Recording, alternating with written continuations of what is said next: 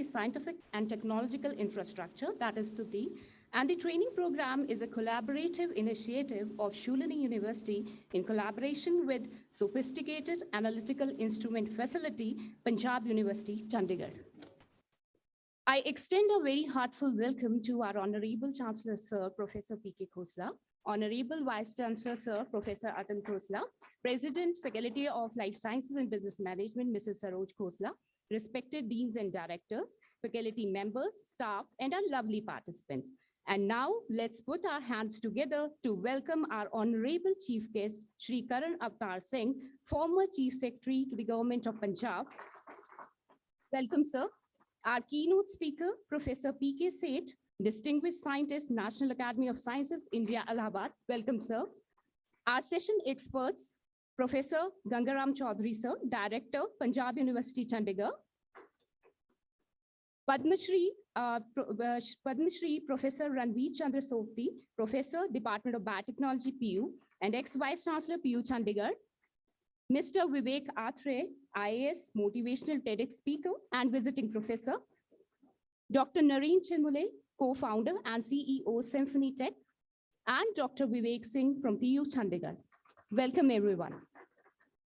So we all have gathered here today for the DST STUTI hands-on training program. So STUTI, it stands for Synergistic Training Program, utilizing the scientific and technological infrastructure, and is intended to build human resource and its knowledge capacity through open science and technology infrastructure across the country.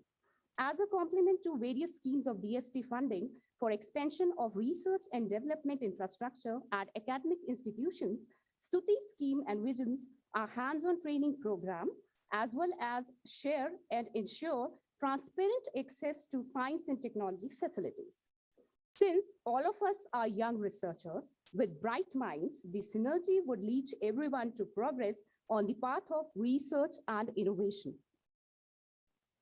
It has been a beautiful tradition in Shoolini University that we start every event with the blessings of Ma Saraswati. Now, I would like to invite our esteemed dignitaries to please come up and light the lamp to seek the blessings of Ma Saraswati for the successful knowledge enhancing session. Please, sir.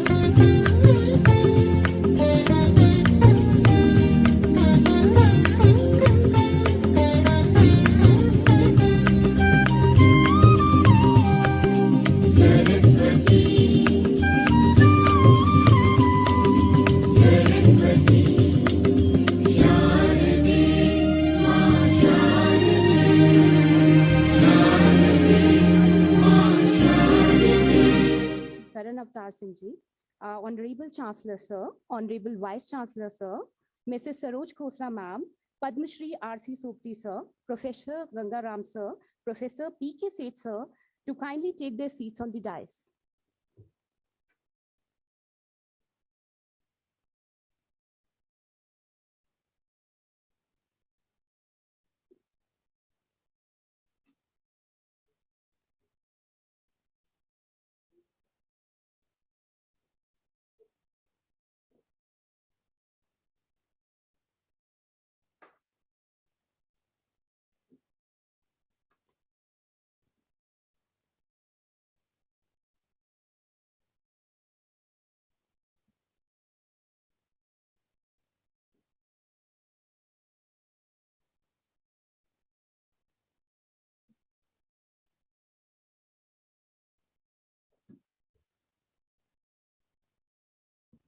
Now, I would like to welcome our Honorable Dean, Faculty of Applied Sciences and Biotechnology, Professor Anuradha Saurirajan, for the welcome address. Professor Anuradha received her PhD degree in biochemistry from the Indian Institute of Science, Bangalore, and earned her postdoctoral degree at National Cancer Institute, NIH, USA, in the field of cell cycle kinases and yeast meiosis. She is a recipient of the Fellow Award for Research Excellence from the National Institutes of Health, USA, DBT BioCare Award, DST SERB Grant, and Top 10 Patent Filer Award. Her research group works on the cancer therapeutics and natural cure for the fungal infections procured from Himalayan flora. She has 80 publications in internationally reputed journals in the field of biological research and filed 56 patents in the areas of drug discovery and biotechnology. Over to you, ma'am.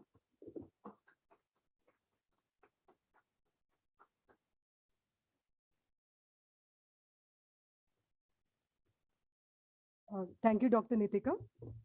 A very good morning to all present here. I'm honored to welcome you all to this hands-on training program on techniques in biotechnology, which is being jointly organized by Shoolini University and SAIF Punjab University under the aegis of STUTI program of Department of Science and Technology, which is from the Government of India. On behalf of everyone over here, we would like to give a big round of thanks and gratitude to DST, STUTI, for providing us the funds to organize this workshop. Now, at the onset, I extend my warm welcome to our Honorable Chief Guest, Shri Karan Avtar Singh Ji, former Chief Secretary, Government of Punjab. Welcome, sir.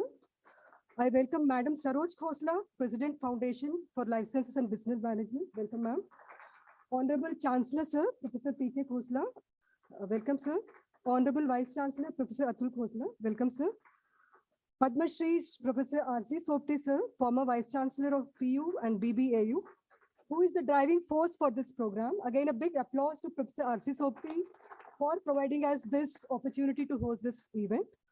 Professor P.K. Seth, former Director ITRC and founder CEO Biotech Park, keynote speaker of the day. Welcome, sir.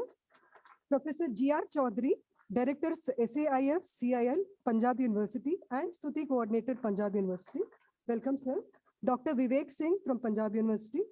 Dr. Naren Chirvule, our own dear friend of Biotechnology and Shoolini University, co-founder Symphony Tech. Welcome, sir. Shri Vivek Atre, sir, IAS and visiting professor, Shoolini University. Welcome, sir. Professor Sunil Puri, Registrar cum Dean Academics and convener of this workshop as well. Welcome, sir. Deans and directors present over here from Shoolini University, all the dear faculty members, coordinators of this program, and most importantly, all the esteemed participants. The event is all because of you. So big round of applause to you all. And I extend a warm welcome from Shoolini University to all the participants over here who've come from different parts of India. Just to make some notes, so we have people from Mangalore, people from Tamil Nadu coming, people from Haryana, Kurukshetra University, and of course, many from Himachal Pradesh colleges as well. So welcome you all. And I hope you all have a very nice stay over here. And we are here to support you for the entire 7 days. To give you a brief outline of this program for which we are all enrolled for. So the broad vision of this 7 days program is to provide rapid solutions to the growing demand of science and technology. Rapid advancement in science and technology is very important to meet the emerging challenges of food, health, agriculture, fuel, and energy. So all these are burning problems which we are all going through in terms of global issues. The solution for these challenges lies in biotechnology, an emerging area of interdisciplinary sciences and technology. So all of us have witnessed remarkable breakthrough of vaccine development, which you all are aware, for COVID-19 pandemic. Recent one, which was started in 2019, and we're still going through it. So if you remember, the vaccine came in within a few months. It's not just, not even a year. By 2020, we had a vaccine coming globally, and this all is because of biotechnology. A simple strategy we use is called cloning, which you all will be doing in this training program. So you can imagine what wonders biotechnology has done to the society. If it was not there, we would not be here standing. We all would have been gone with the COVID-19 pandemic. So this is the importance of biotechnology. That's why this training is being imparted to you all so that we can all contribute more to the benefits of the society. So it's really important to train the young minds about the basic and advances in the field of biotechnology. So this 7 days training program actually has been planned and designed to impart practical and technical knowledge by eminent scientists and senior professors of Shoolini University about techniques in biotechnology. The key star program of this event is recombinant DNA technology. That is what the training is going to be focusing on. And also to give you some exposure to plant tissue culture and animal cell culture. How can you grow plant cells in the lab and how can you grow animal cells in the lab? And we also have a panel of experts from academia and industry to give you different flavors of biotechnology and updates. And they will give you modern concepts of biotechnological updates, which will help you to shape up your career and the career of the students in your own institutes. So my dear participants, I hope that you take this knowledge back to your institution and inculcate the skills in young minds, the students, your own peers who are there in your universities and institutes, so that they could contribute to meet the global challenges using biotechnology. We will ensure that your stay at Shoolini University is one of the lifetime experience. And if you need any type of assistance, please reach out to me or anyone from my team. We are always there to support you. We have made WhatsApp groups. We are linked through phones. And any help you want, just reach out to us. We are there. And I hope you'll be enjoying your stay over here at Shoolini, enjoying the mountains, enjoying the scenic beauty. And of course, the monsoon, which is here. You will not see the clouds touching you directly here. So this is the only place you'll be able to see that. You won't see that in Chennai or Mangalore. So I think enjoy this. And I wish you all the best for new learning, which is what you're all for. Hope that you go back with what is PCR, what is cloning, what is blue-white screening, what is plant tissue culture, what is animal tissue culture. So I think that's it from my side. Thank you and welcome you all once again and have a nice day at Shoolini University. Thank you.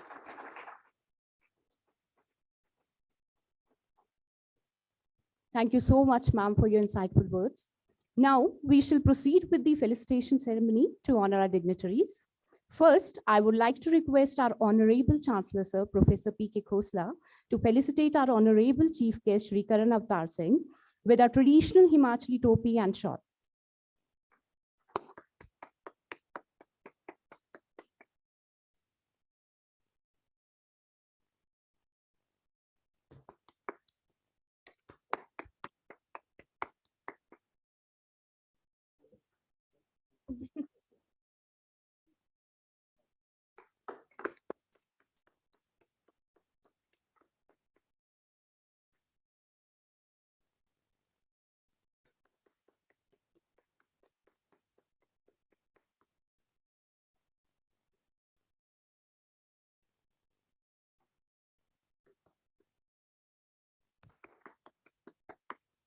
Thank you so much, sir.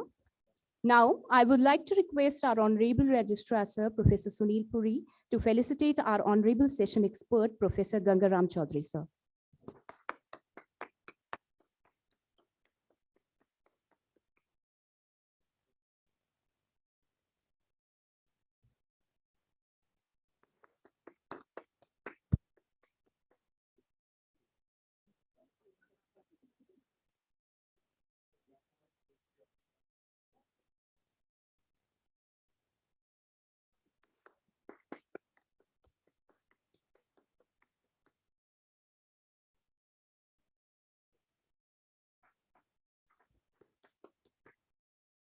Thank you, sir. So next, I would like to request Padma Shri Professor R.C. Sopti, sir, to kindly felicitate our Honorable Session Expert, Professor P.K. Seth, sir.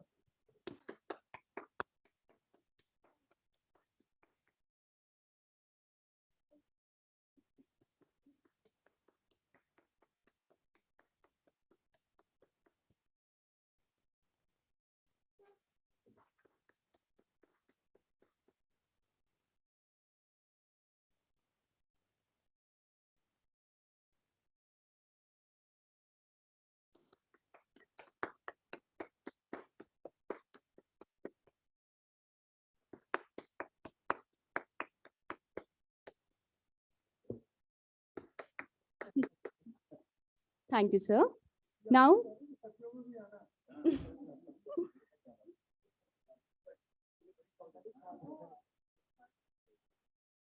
thank you, sir. So now I would like to request Honorable Vice Chancellor, Sir, Professor Atul Khosla, to kindly felicitate Padma Shri R.C. Sopti, sir.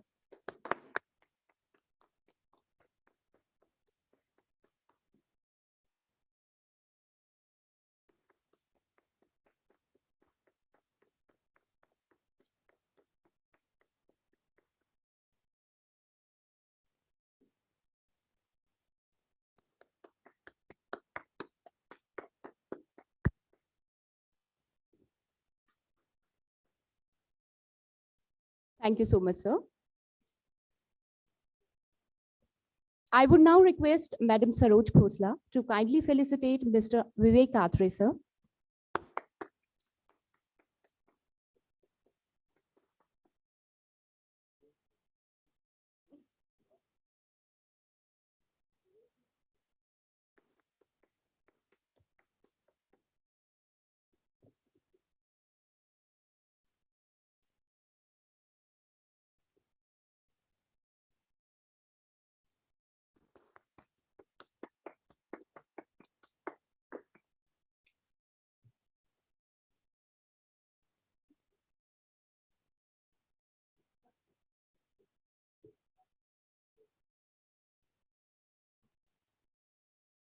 I would now request Dean, Faculty of Applied Sciences and Biotechnology, Professor Anuradha Sorirajan, to kindly felicitate Mrs. Sobti ma'am.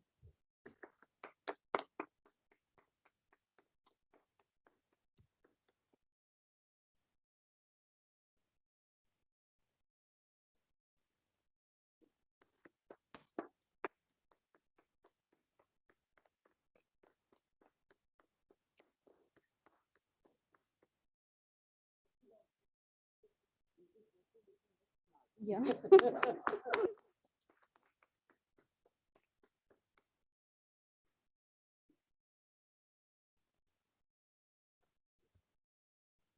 Thank you so much, ma'am. I would now like to request Professor Kamal Dev, sir, to kindly felicitate our Honorable Chancellor, sir, Professor P.K. Khosla.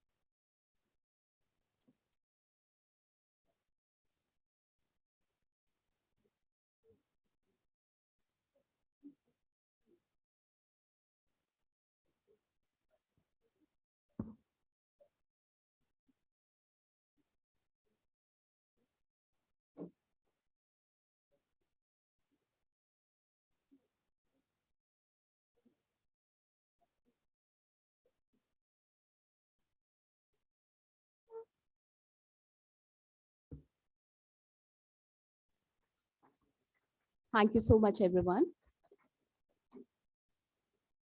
Now, I would like to request Dr. Ashu Khosla ma'am to felicitate our Dr. Nareen Chirmule, sir, our own member of Shoolini faculty.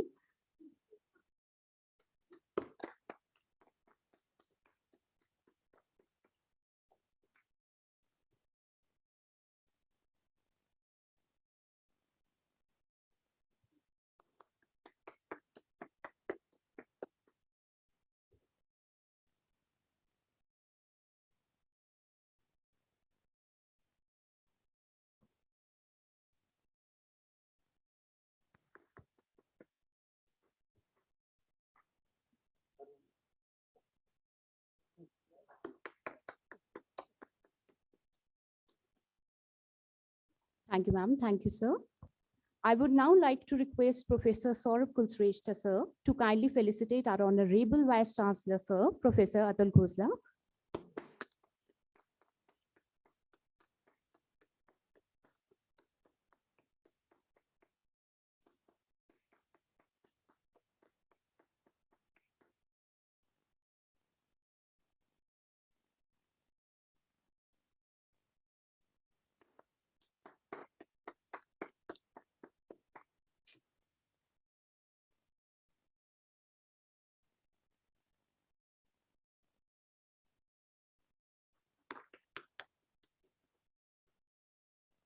Thank you, sir.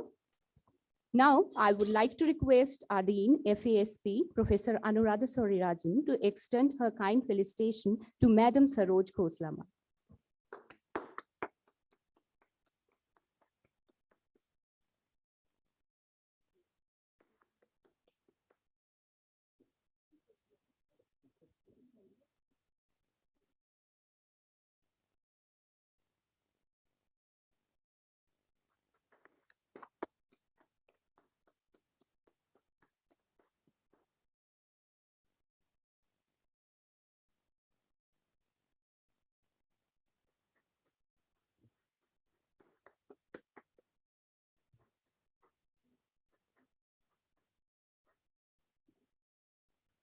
Thank you so much, ma'am.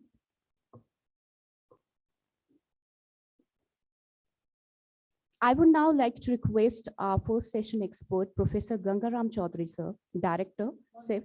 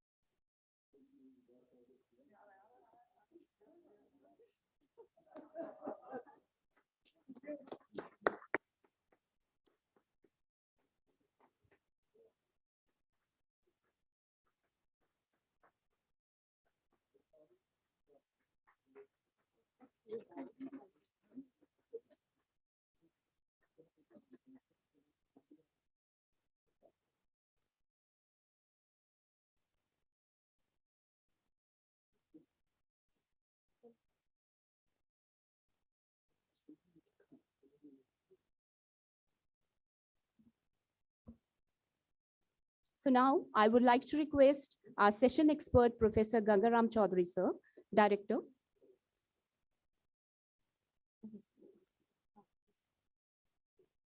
I would now request all the dignitaries to please shift to the front rows because we are starting with the session.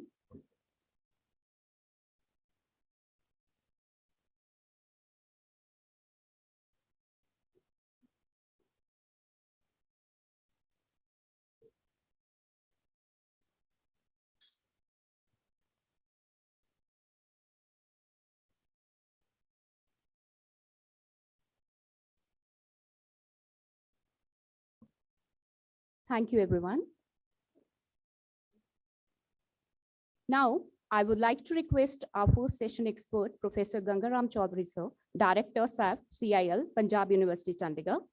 Dr. Gangaram Chaudhary is a professor of physical chemistry, Department of Chemistry, PU Chandigarh, and director as well as the coordinator, DST STUTI program, PU Chandigarh. His work area involves diverse topics such as green, nano, and environmental chemistry and thermodynamics. He is actively engaged in the synthesis of nanomaterials via green methods and explored their potential applications for the elimination of contaminants from wastewater.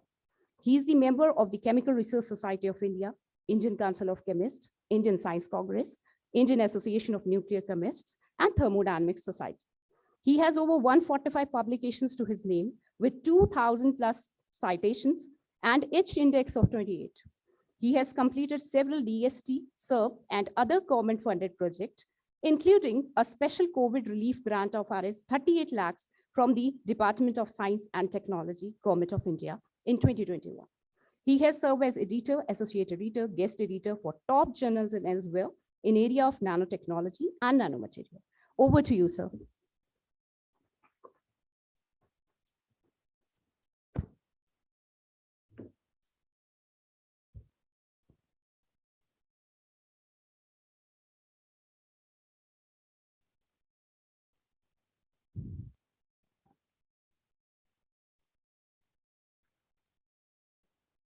Dignitaries present in this august audience.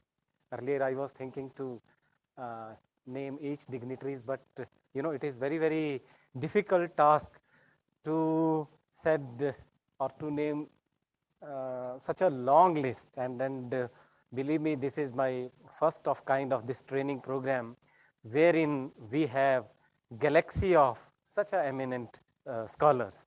So dignitaries present in the audience. faculty members of Shoolini universities and the people from administration of these universities, and dear participants, a very good morning to all of you. At the outset, I would like to thank, in fact, our Padma Shri Professor R.C. STUTI, who conceived this idea that we should have one program in this wonderful university. I'm visiting, I have heard a lot about these universities from my mentor, from my seniors, but this is a first opportunity. Although I will share that I have been involved in some activities because of with Shoolini University due to some one program, but I never got a chance to visit this beautiful campus. Although I was aware about the development and the growth of this university. So it is because of our Professor R.C. STUTI, because of him, so we are able to conduct this training program in this university. And at the same time, I would like to thank Honorable Chancellor, Vice Chancellor, and Registrar of this university for giving Punjab University Project Management Unit of STUTI program this chance to host this STUTI training program in this campus. So please go to next slide. For very brief introduction for participant, I know people sitting here, they are all aware about Punjab University. So Punjab University is one of the oldest university of this country, established in 1882. It has a rich heritage and rich legacy in the field of science, humanities, language, and even allied subjects. So we have more than 200 colleges affiliated, along with more than 78 teaching departments and 10 chairs in Punjab University. And Professor R.C. STUTI was two-time Vice Chancellor of this prestigious university, and we have grown under his shade, under his guidance. He has grown us and developed us. So, and then he made the university to next level in terms of financial sustainability, in order to achieve the greater height, in order to achieve many ranks. Like last year, we received first rank in Atal ranking of institutes of innovation in 2021, and in 2019-20, we were ranked as number 4 institute in India by Times Higher Education. And for in case of sports, we have been ranked as number 1 for last 3 consecutive years. So Punjab University, there is holistic department, holistic approach in the societal development. So now coming to this department, so let me give you a brief overview. While Professor STUTI was introducing me, he was saying that he was introducing me that he belongs to RSIC. This center was formerly known as RSIC, Regional Sophisticated Instrumentation Center. But let me tell you, over the period of time, we are catering to almost all states of India. So now we are not RSIC, its name has been changed as Sophisticated Analytical Instrumentation Center and Central Instrumentation Laboratory. We have 25 high-end equipments housed under one roof, which include excellent mass facility, like we have LCMS, we have multi-top snipet model, where we can interpret mass from very small molecule to very, very large molecule, protein and macromolecules. We have GCMS, we have excellent NMR facility. In fact, every month we used to earn more than 10 lakh rupees because of only NMR providing analytical services of NMR. It is not that we have got the unique machine. The fact is, we have very, very dedicated and skilled staff behind these machines. So that is why for last 2 years, Punjab University SAP Center. There are 16 SAP centers across India, and then all those centers are at very, very reputed institutes like IISc Bangalore, IIT Mumbai, IIT Madras. So to name few. For last 2 consecutive years, this is the graph present in bottom, left bottom. These are 2 graphs of DST performance indicators. This is out of the presentation of Department of Science and Technology. And we have 16 such centers in across India. But if you look at the longest tower in terms of performance indicator, this is SAP Punjab University, Chandigarh. So we are analyzing most number of samples for past 2 years, and every year we are analyzing more than 25,000 samples in our center. So, while you carry out research, you can design experiment in your lab, you can perform experiment. For example, I work in field of nanomaterials. To synthesize nanomaterial in lab, nowadays not a problem. Problem is to characterize them. You need such sophisticated instrumentation.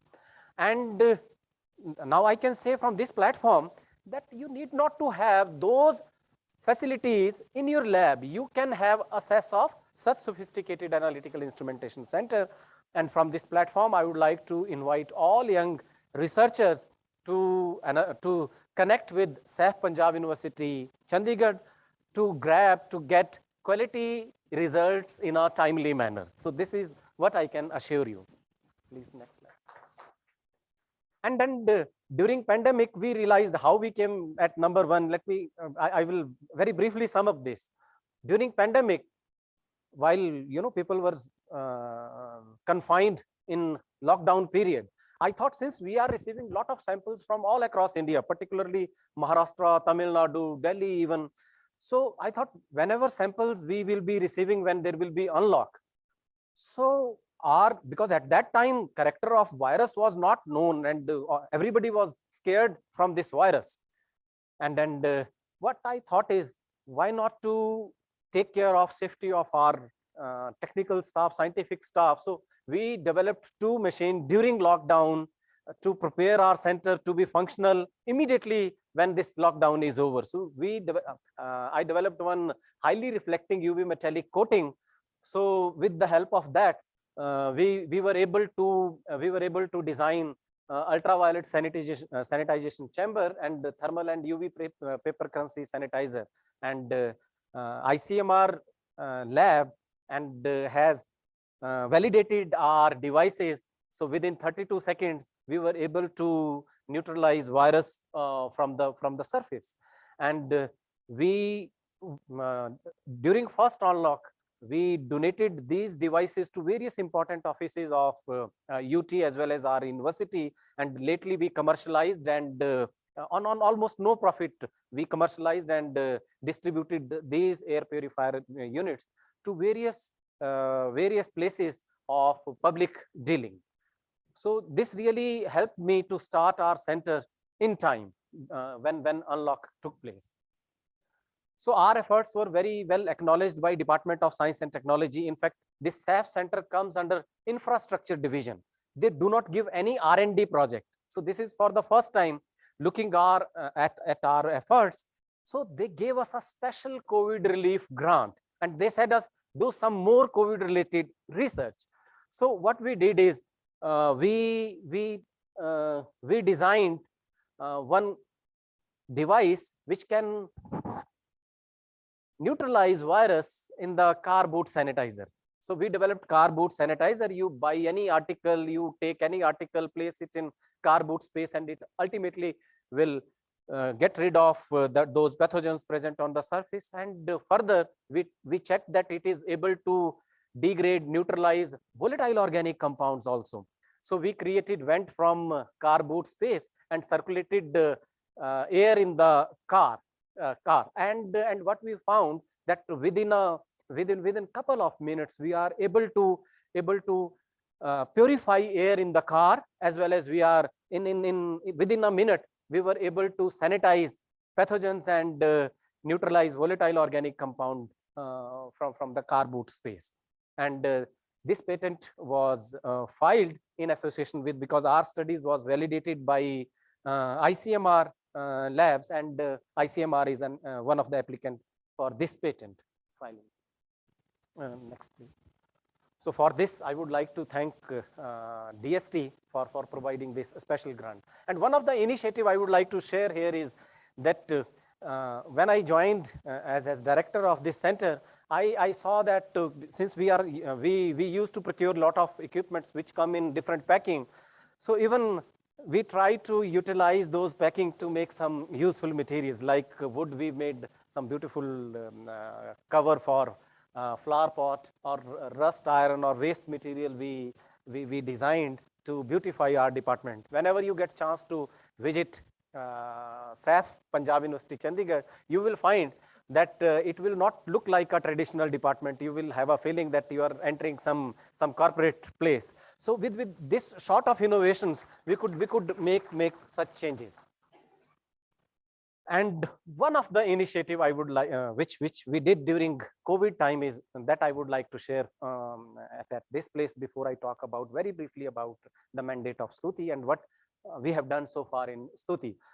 Since I have worked with an US company, I was awarded Indo-US 21st Century Knowledge Initiative program by Government of India and US. So I worked with a US company which makes air purifier, and during Corona period, it was that device, air purifier, was tested by virology lab of University of Minnesota, and they demonstrated that this device is capable to neutralize human coronavirus in the air, from aerosol, from droplet. It can neutralize human coronavirus. Since I worked for the development of filter of this device, so first we made some awareness programs for doctors present across the country in premier hospitals. So we organized various awareness program, and then next please. Then during pandemic, I approached those company because second week was horrible in India. We lost many lives during that period. So during that period, I approached that company, and fortunately, now the vice president, who was earlier senior R&D director in this lab, is alumnus of Punjab University, and he was in fact another project PI from that side, that Indo-US 21st Century Knowledge Initiative. So I approached them that you should help India during this tough time, since this device is FDA approved, known to neutralize human coronavirus. So please help us. And I'm very happy to share that company Molecule from USA, they came very generously, and they donated 3,000 such units, which cost, the manufacturing cost of those devices were more than 10 crores. So they donated, they took care of even custom duty to us, and SAF Punjab University shoulder responsibility to distribute those air purifiers to various hospitals across the country. So in Himachal, we donated it to IGMC and other important hospitals. So we donated it to Chief Minister of Himachal Pradesh to distribute it amongst various hospitals in Maharashtra, Delhi, and then various other places. So we distributed those 3,000 air purifier units to help aid in that battle against coronavirus. This one slide I intentionally want to share because many people are not aware. In fact, today we do not have much technical trained manpower to handle sophisticated analytical instruments. In fact, we also face this problem. Whenever we procure an instrument, we procure with a deal from the company that you should give us our technical manpower maybe for 5 years, maybe for 3 years, so that we are able to handle that machine.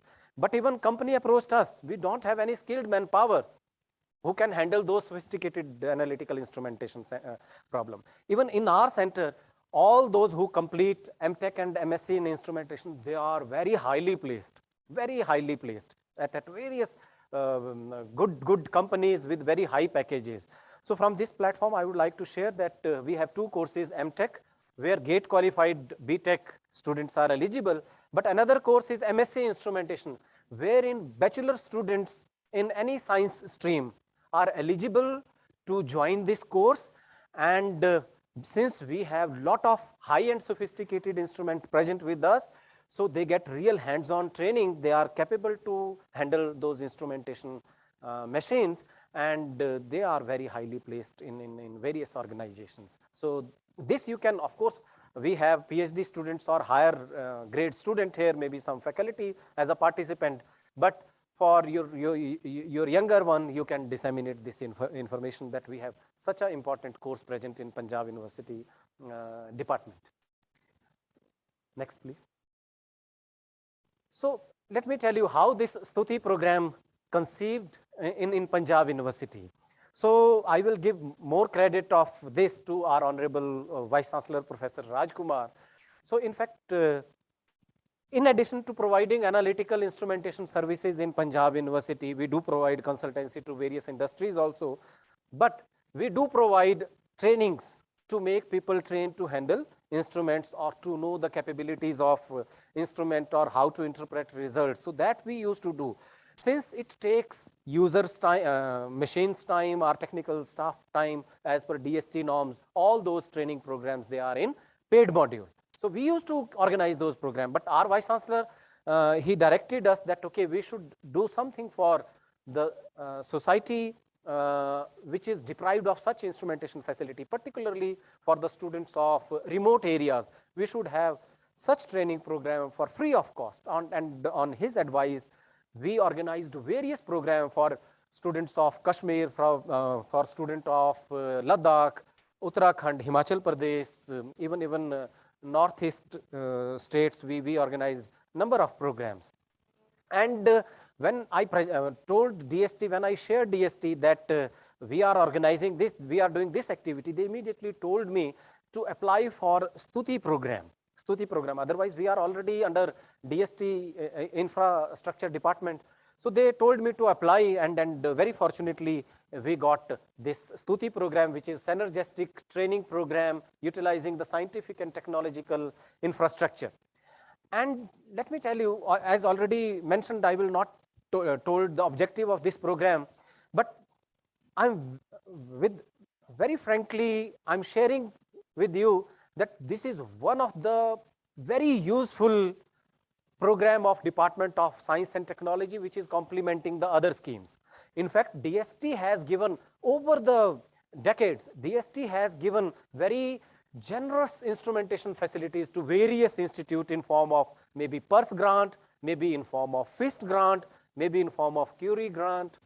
So what DST realized over the period of time, that these instrumentation facilities are not being fully utilized, and there is major section of the society or researchers which are deprived of such facilities. And on other hand, the facilities are not being used fully. It is not being run 24/7. Like I shared that we are the best performer SAF department, but even then we are running our machines, few machines 24/7, but for many machines, we don't have that much sample load.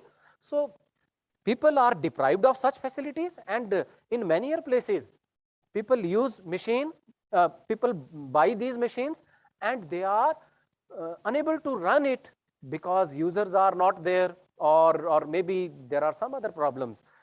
So with this vision, DST came that this infrastructure facilities developed by DST at various places, like Shoolini is organizing this program because Shoolini, being even private university, qualifies to organize this program because its biotechnology department has got FIST grant, which is very prestigious, right? So they have got that DST infrastructure.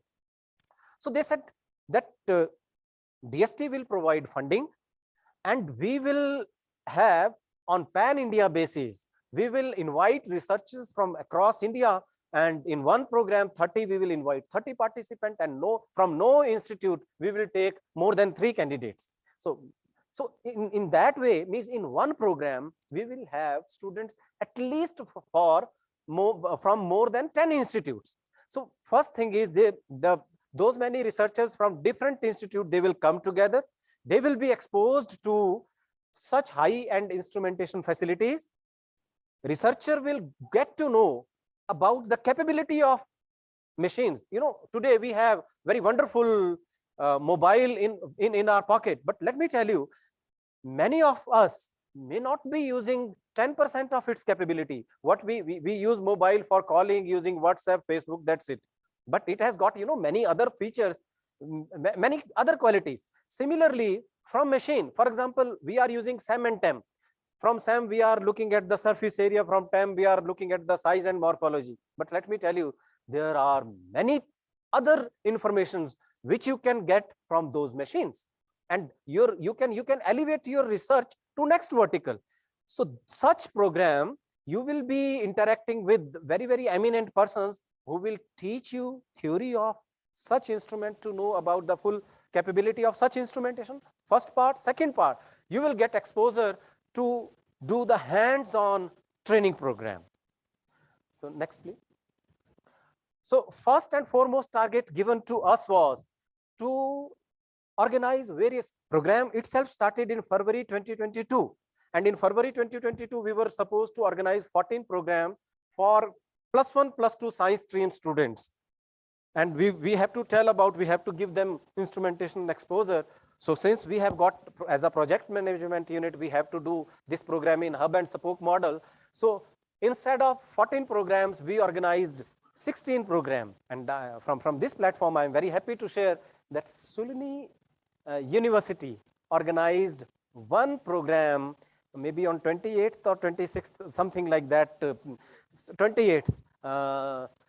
Our registrar, Sunil Puriji, he managed that show, and I have seen all those photographs, whatever activities was carried out under that program, the way that program was carried out in this university, it was really wonderful. And the beautiful report prepared by this university, we have submitted to DST, so we get very good appreciation for organizing 16 program. And the program organized by Shoolini program was in the true sense or spirit of this STUTI DST framework. Then we have organized so far 8 such training programs, 7 days training program. First program itself started in Punjab University in association with the FIST assisted department of zoology, which is parent department of Professor STUTI. Although laterly he developed the field of biotechnology. He developed a new department of biotechnology in Punjab University. And the program of this Shoolini University also conceived this training program in this only. So he was chief guest in valedictory function. So here he is. So and while we discussed, he said that, okay, one program we are going to have in Shoolini University in that very day. And after that, he followed things like anything. And I was sharing with my project scientist that we should learn from Professor STUTI. Even at this stage of his life, he is so passionate for science. He is so active. Sir, you really motivates us.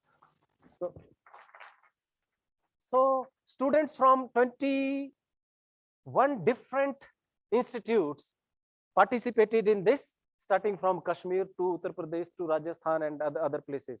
And very extensive, very exhaustive training program was organized by Zoology Department of Punjab University on advanced molecular biology. And second program was organized in Guru Nanak Dev University, which is a Pars University, and their chemistry department is also FIST assisted. So with their central instrumentation facility, second program was organized in Guru Nanak Dev University. Then third program was organized in Guru Jambeshwar University of Hisar. Now look at the popularity. We organized 2 programs. Then for third program, we received applications from around 400 participants. We have to select 30 participants only. The students from or researchers from 87 different institutes or university covering 19 states, they applied to attend this program, and then we selected 30 students from different 30 institutes. So you can see it reflects pan India, starting from Kashmir to Kerala, Tamil Nadu, Gujarat, Nagaland. So there is participation from all across India. So this scheme has become very, very popular now, and the kind of feedback we are receiving, because people, they are analyzing their own sample by analyzing themselves, it is a different feeling, and they are getting to they are realizing how to interpret the samples, and how to analyze those samples. This is very, very important.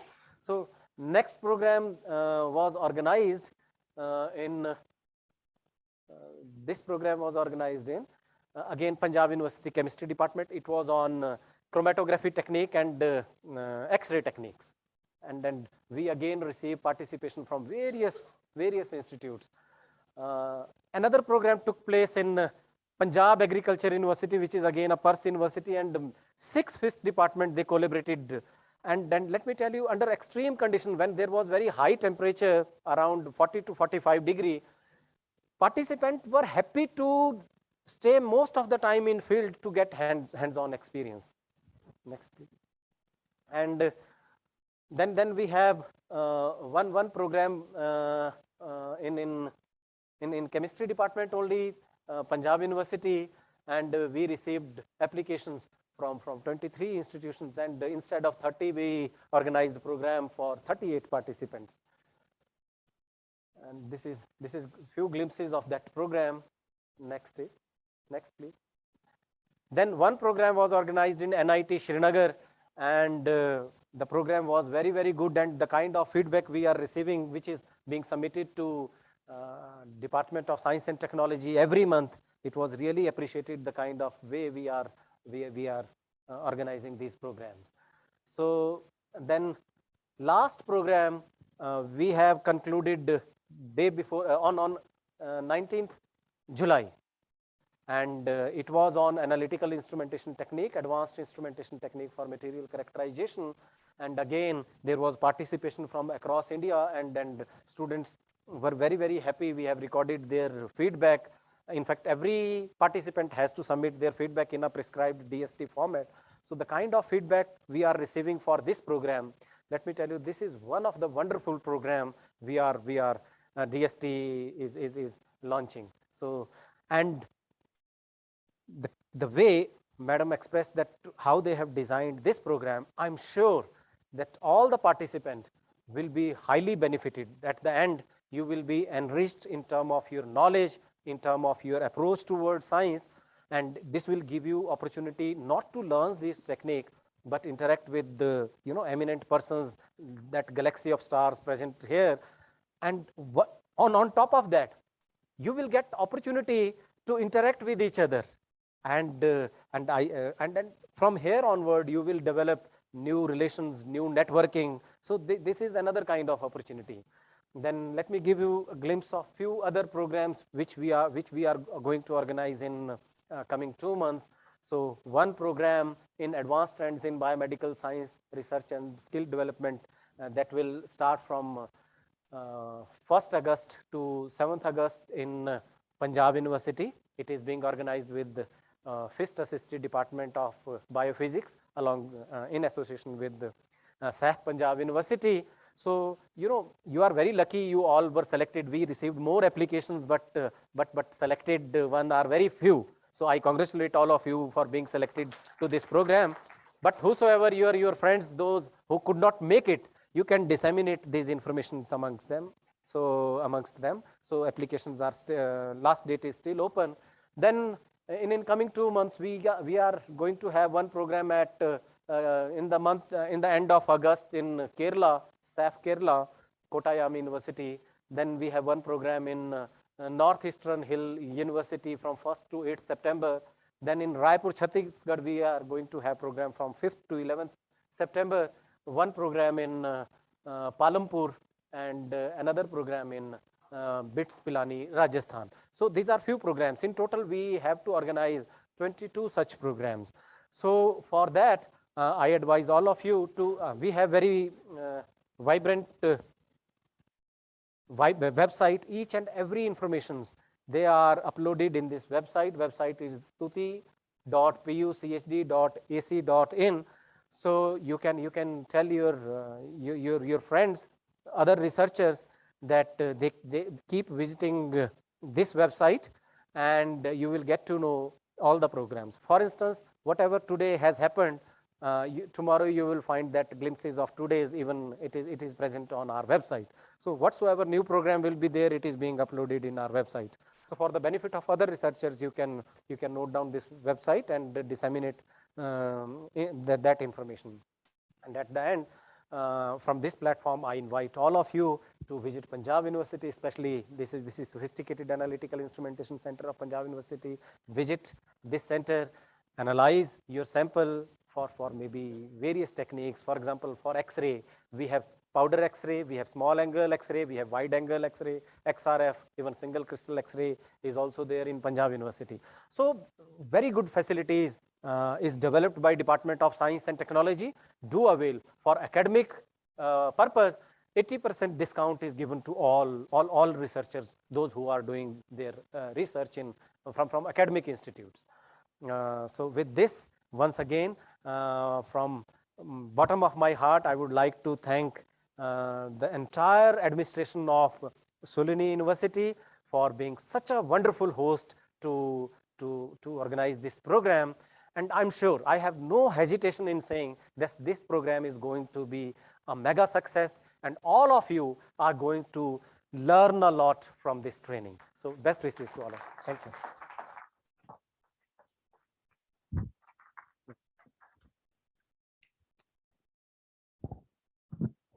Thank you so much, sir, for your insightful words and enlightening us regarding this prestigious program. Now, I would like to request and invite all the dignitaries to the dais to please release the technical bulletin.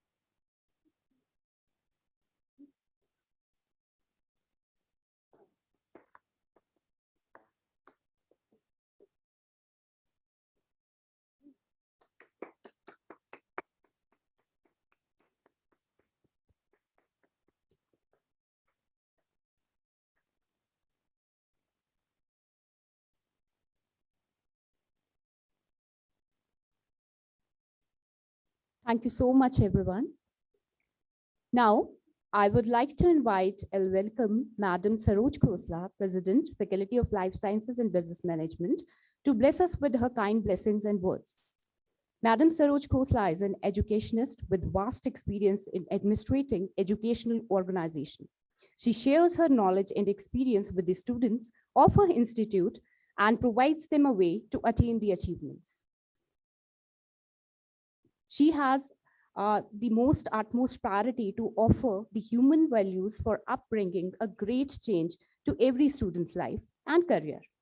And she has a vision to provide them with top quality education. Over to you, ma'am.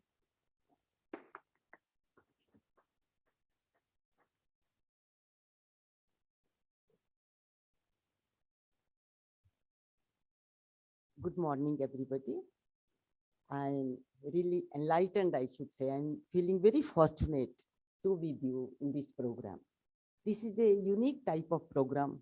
So many dignitaries here to give you knowledge, and I congratulate all the participants who are here. They will be benefited and try to get most of it. It is an opportunity for all of you. So thank you very much. Thank you so much. Wish you all the best. I congratulate Anuradha, who is organizing the program, and all the other teachers of the university. My all good wishes, my blessings, and my love to you. Thank you so much.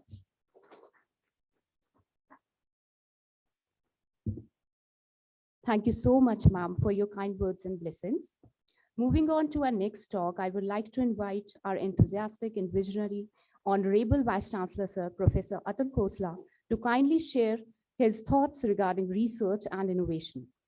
Professor Atul Khosla is an excellent teacher, wonderful social entrepreneur, and an educationist. He is one of the founders and VC at Shoolini University, Solon, India's leading research-centric, not-for-profit private university. Professor Atul started his career with McKinsey & Company, and in the last 25 years as a consultant, Professor Atul has advised clients in India, Asia, North America, Europe, and Australia. Prior to joining Shoolini, Professor Atul was India's CEO and global partner at Oliver Wyman, the leading international consulting firm. Professor Atul also advises several Indian and global organizations on issues related to strategy, operation, and innovation as independent director with Gabriel India and as senior advisor to Ankur Capital. Professor Atul is also a co-founder at Aru, an edutech startup with the aspiration to bring high technology to higher education. Professor Atul is an alumni of Indian Institute of Technology, Kanpur, and MBA from JBIMS, Mumbai. So let's put our hands together for our Honorable Vice Chancellor, Sir, Professor Atul Khosla.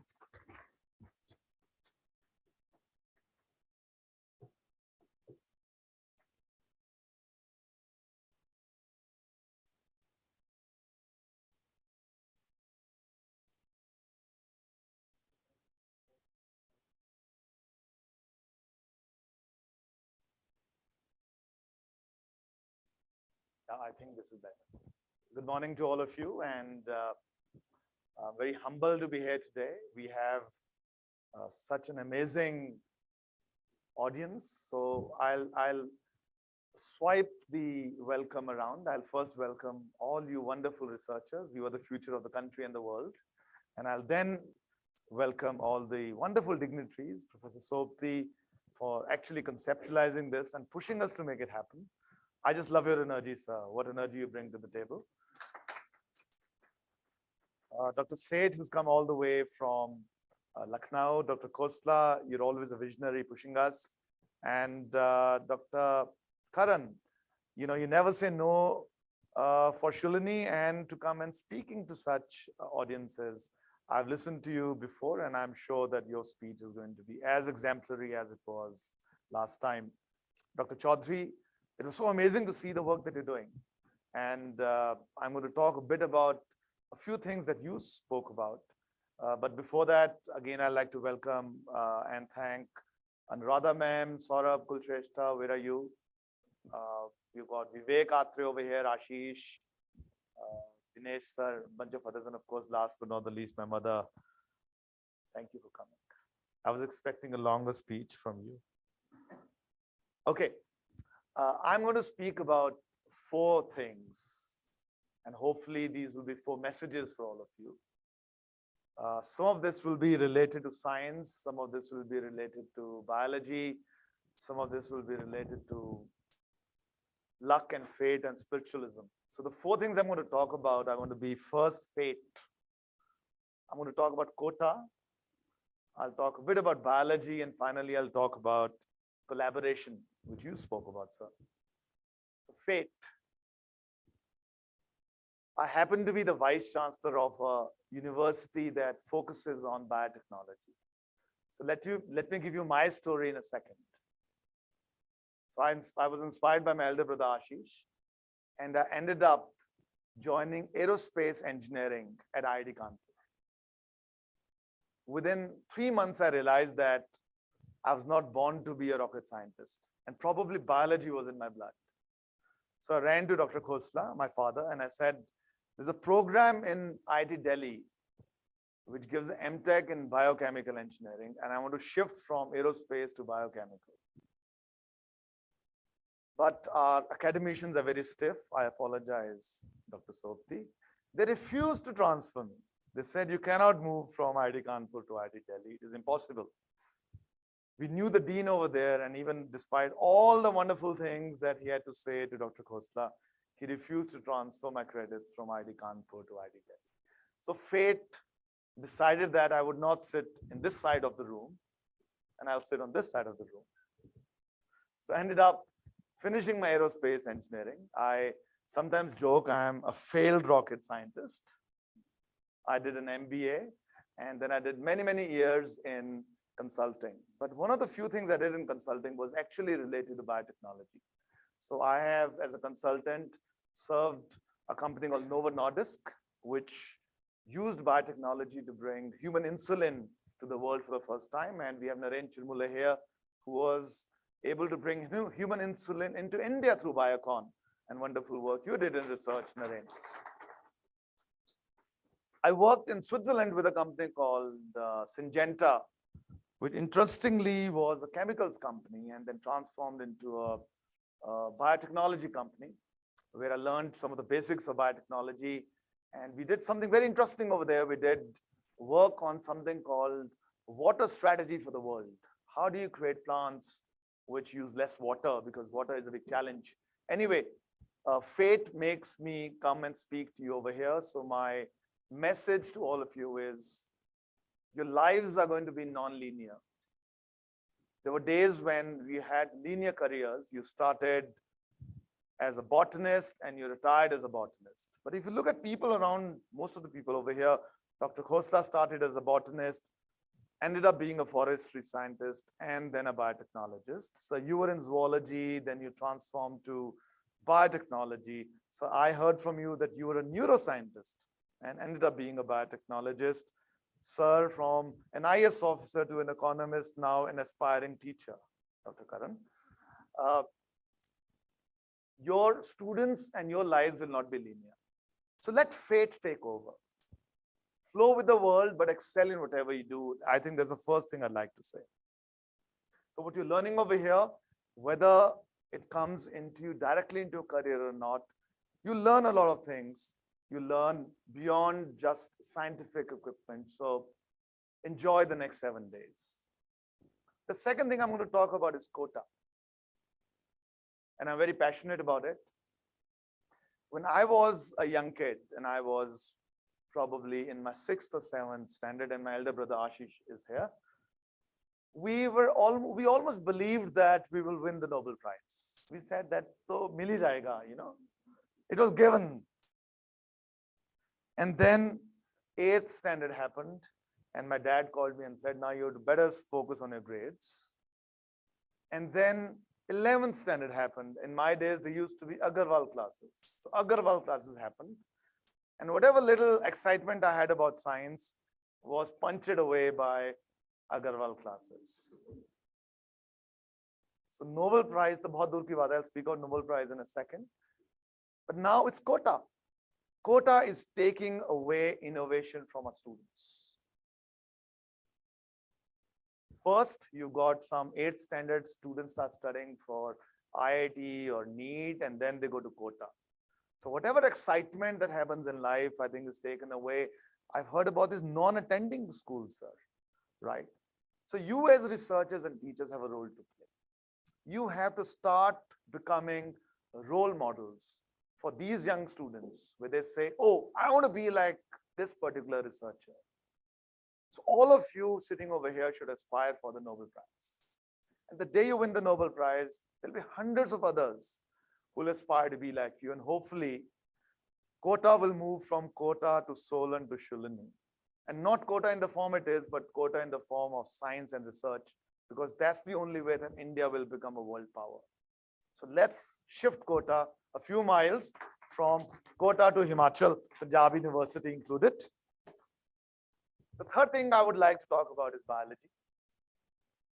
So Dr. Karan very kindly, and he's now become a dear friend, sent me a book on the future of the world.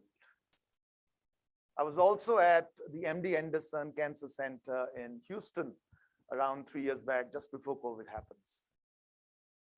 Naren and I have had multiple discussions about biology. So one thing is very, very clear.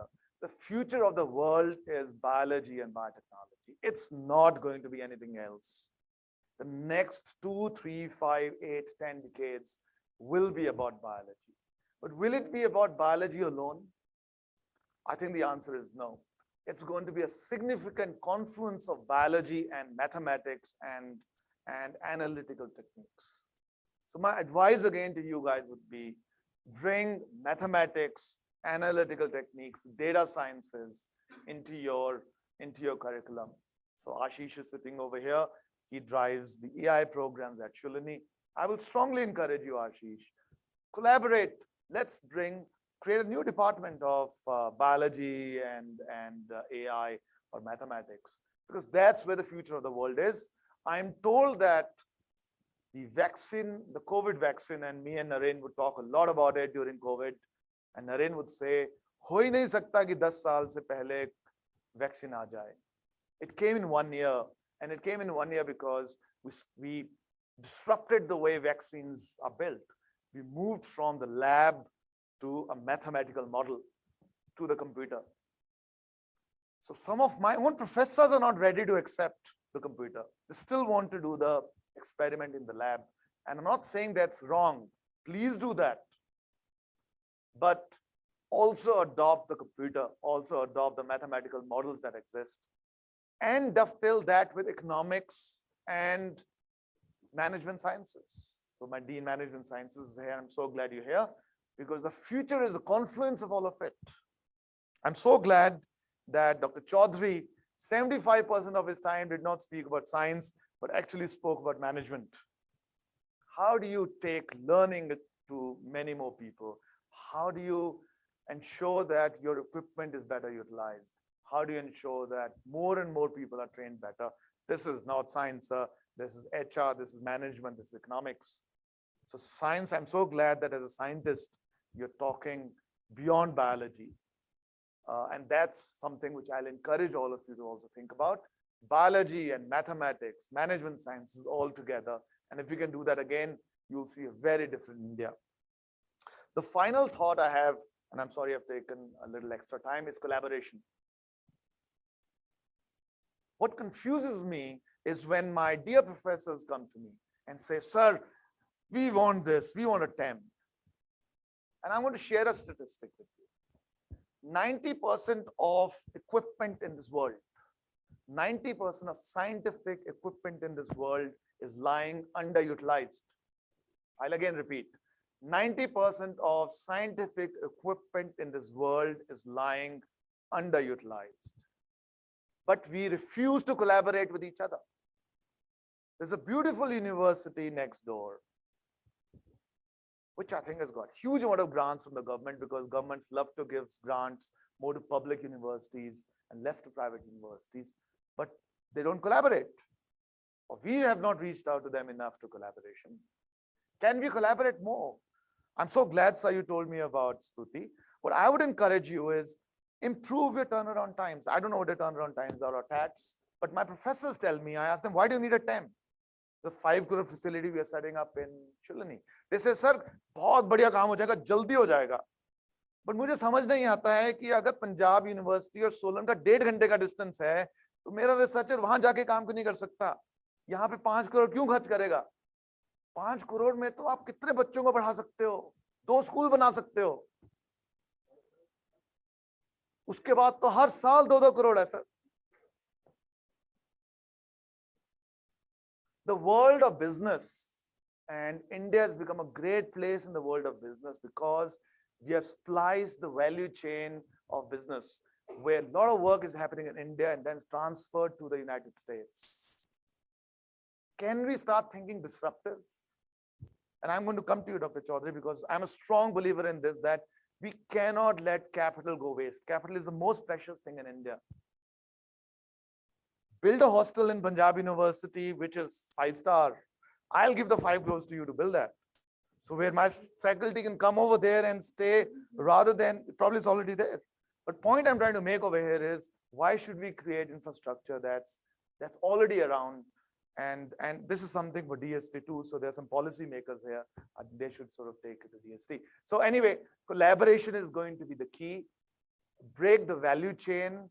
You as researchers today, despite the fact that you're in a small college, if you are stuck somewhere in Kerala, can still win the Nobel Prize because you can collaborate.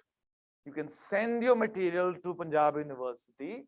They will do the characterization. They will send it back to you and you do the analysis. Last thought, let's look at the value chain of research. Let's see how research is done. You come up with a hypothesis, right? Based on that hypothesis, to prove or disprove your hypothesis, you determine and develop the experiment. That's the experiment I'll do. Based on that experiment, you do the experiment. That experiment generates data. You analyze that data. You prove your hypothesis, and then you write your research paper or you patent your research. Am I right? That's the value chain. The lowest part of the value chain, the least value of the value chain is the experiment. It's a low-end technical guy doing the experiment. The value is in the hypothesis, the conceptualization of the experiment, and then finally the analysis, which can be done anywhere in the world because we're all connected through a wonderful set of computers and networks.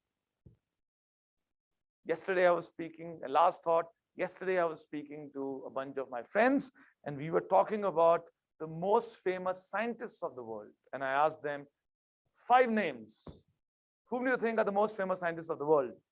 So they said Einstein, Newton, Mendel, Darwin, and someone said Marie Curie. 4 out of these scientists became so famous without having a lab. Sometimes we give so much importance to a lab.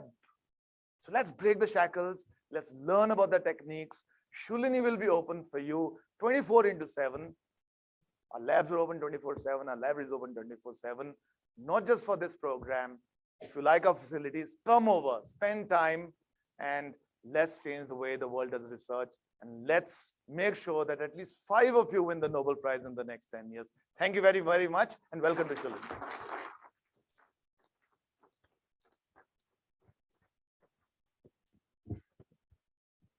Thank you so much, sir. It's always a pleasure listening to your kind words. Moving on to our next talk, the most powerful talk, I would like to invite our Honorable Chancellor, Sir, Professor P.K. Khosla. P.K. Khosla, sir, demonstrates a history of working in the higher education industry, skilled in lecturing, science, research, and university teaching. A strong business development professional with a postdoctorate focus in genetics from Oxford University, UK. His excellent vision has directed the university for 11 years. Professor Khosla is a firm believer that research and innovation plays an important role in everything one does. Professor Khosla is the chief architect of this beautiful university. As of 2022, Shoolini University founder and chancellor, Professor Khosla has been awarded the first Dr. Malay Chaudhary Memorial Lifetime Achievement Award for impacting life through education. He has been honored for his extraordinary contribution to education with sustained and consistent excellence. So over to you, sir.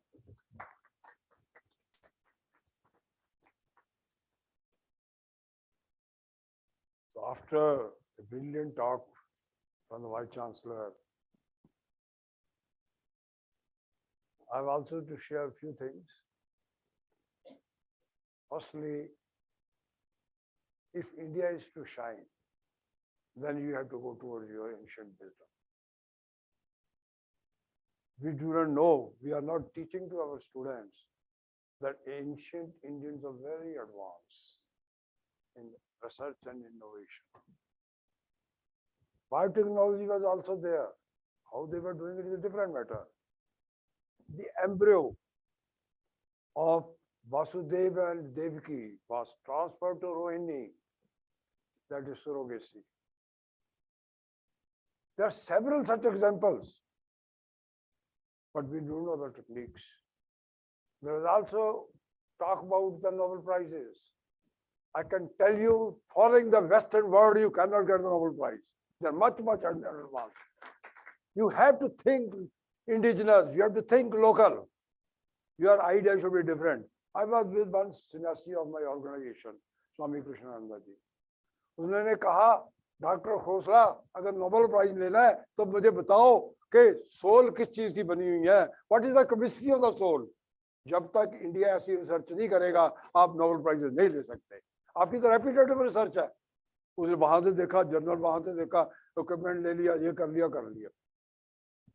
तो ये हमें believe करना ही पड़ेगा that we have to be innovative within our scope of knowledge, and our scope is so rich. I can tell you that there is it's such a big knowledge का उसका कोई मुकाबला नहीं है। पर दुख की बात यह है, ना तो हमारे स्कूलों में पढ़ाया जाता है कि एंशिएंट इंडियन विजडम, ना यूनिवर्सिटियों में, ना कॉलेजेस में। Nobody knows. Even myself at the age of 80 I've started reading these books and I was not knowing. मैं एक दिन लास्ट रिसेंटली वो भी रिसर्च का विषय यंत्र के ऊपर पढ़ा कि एक यंत्र होते हैं जिसको ऋषि पुराने अपनी मेडिटेशन की कंसंट्रेशन को बढ़ाने के लिए करते हैं। मैंने अपनी बीवी से बात की, कहते हो ही नहीं सकता, मैं नहीं मानता था। खैर then I started digging the literature. एक Swiss doctor and an engineer did the experiments. He found, उसने पहले तो उसने इक्विपमेंट बनाया, एक प्लेट बनाई, उसकी ऑसिलेशन की और उसको एक ट्रांसफार्मर से अटैच किया like that, which he named as tonoscope. Ultimately उसने उस जंतर को रखकर उसका स्ट्रक्चर किया जंतर का, 3 triangles up, 5 triangles down, and in between small triangles in a reverse order, ये 9 triangles का सिस्टम है और बाहर स्ट्रक्चर में वो टाई किया हुआ है। उसने जब उस टोनोस्कोप से, उसकी अपनी मशीन से उस जंतर को रख दिया और उसके ऊपर माइक्रोफोन से ओम की sound the, that gave the same structure. Noted what the jantra is. कैसे हुआ, क्यों हुआ, that I do not know. And it is a matter of research. वो तो 1936-37 में उसने तो ये रिसर्च की, उसके बाद तो किसने देखा था कि नहीं, हमें पता ही नहीं कि जंतर की भी कोई। My question is not of jantar. My question is the knowledge which is there. Can we take up the clue from that and do something on that? Lastly, coming to the Shoolini University. Shoolini University was developed when the idea, the idea came to me when I was a scientific advisor to the state government, Himachal Pradesh Biotechnology advisor. Why not to create an institution which is research based? Or university was created, that itself is a history, how it was created. But one thing is there, but others are doing in 200 or 400 crores. We have been able to do the same thing in 60, 70 crores. University आज के दिन, his citations per paper are the best in the country. It's unbelievable. हमारी citations per paper search की 13 to 14 है, और whereas the Indian top universities are stuck up at 6 or 7 citations per paper. पर दुख की बात है, जब इन्होंने पैरामीटर्स बनाए फॉर रिसर्च, पहली 50 यूनिवर्सिटियों में भी इंडिया की यूनिवर्सिटी में हमारा नाम नहीं आ सकता। क्यों? They have formulated the parameters as per the convenience of the government universities. ऐसे पैरामीटर दिए, they are talking about the number of citations per faculty, where the Western world is talking about कि आपके journal की quality क्या है। आपका paper तो वही अच्छा होगा जो ज्यादा साइट होगा, दूसरे पेपर को कौन बॉदर करेगा? There is a simple thing, better the paper, new the idea, more people will be citing your paper in their own articles. But वो नहीं कि number, and then there is no control over quality. You should go with the number and obviously you will have more citations. मैं इसीलिए ये कह रहा हूँ कि ये सिर्फ जहाँ सब लोग except there are 2 groups of the people, one are the scientists, other are the future scientists, and third are those who have stayed or worked in a senior position in science and also in administration. So with these words, we have been successful. ऐसा नहीं है कोई मुझे किसी चीज से गिरा जाए। मैं तो सोचता हूँ कि Shoolini University, there are two systems of ranking. One is the Times Higher Education. I'm talking about the global. Shoolini University is not preparing for the Indian system. That I just want to stress at this point. शुरू में ही 10 साल पहले मैंने सोचा कि कैसे दुनिया की यूनिवर्सिटीज में आना है, तो उस वक्त डिसाइड किया कि हम 200 यूनिवर्सिटियों में आएंगे बाय 2022। और सर्च ही थी, हमने सर्च के एक सिस्टम को पकड़ लिया और उसको उसके पैरामीटर्स इतने स्ट्रिक्ट थे, लास्ट ईयर तक तो हम एलिजिबल ही नहीं थे। They wanted 1000 search papers which are Scopus, high index Scopus papers. Last year हमारे paper we could not compete. This year we are competed. और we hope, this university hopes, उसका result October में आएगा. It will be showing that the effort that we made, they have fructified. So at this stage, I cannot say anything, but whatever you do, have a focus. And if somebody is to build a career in science, there is no better institution than Shoolini University, I can say with guarantee. Because we can assure to the students two high-end impact factor journals, and with that two research papers, they can go after their master's degree anywhere in the world, and the scholarship will be given to awarded to the such a student. Thank you.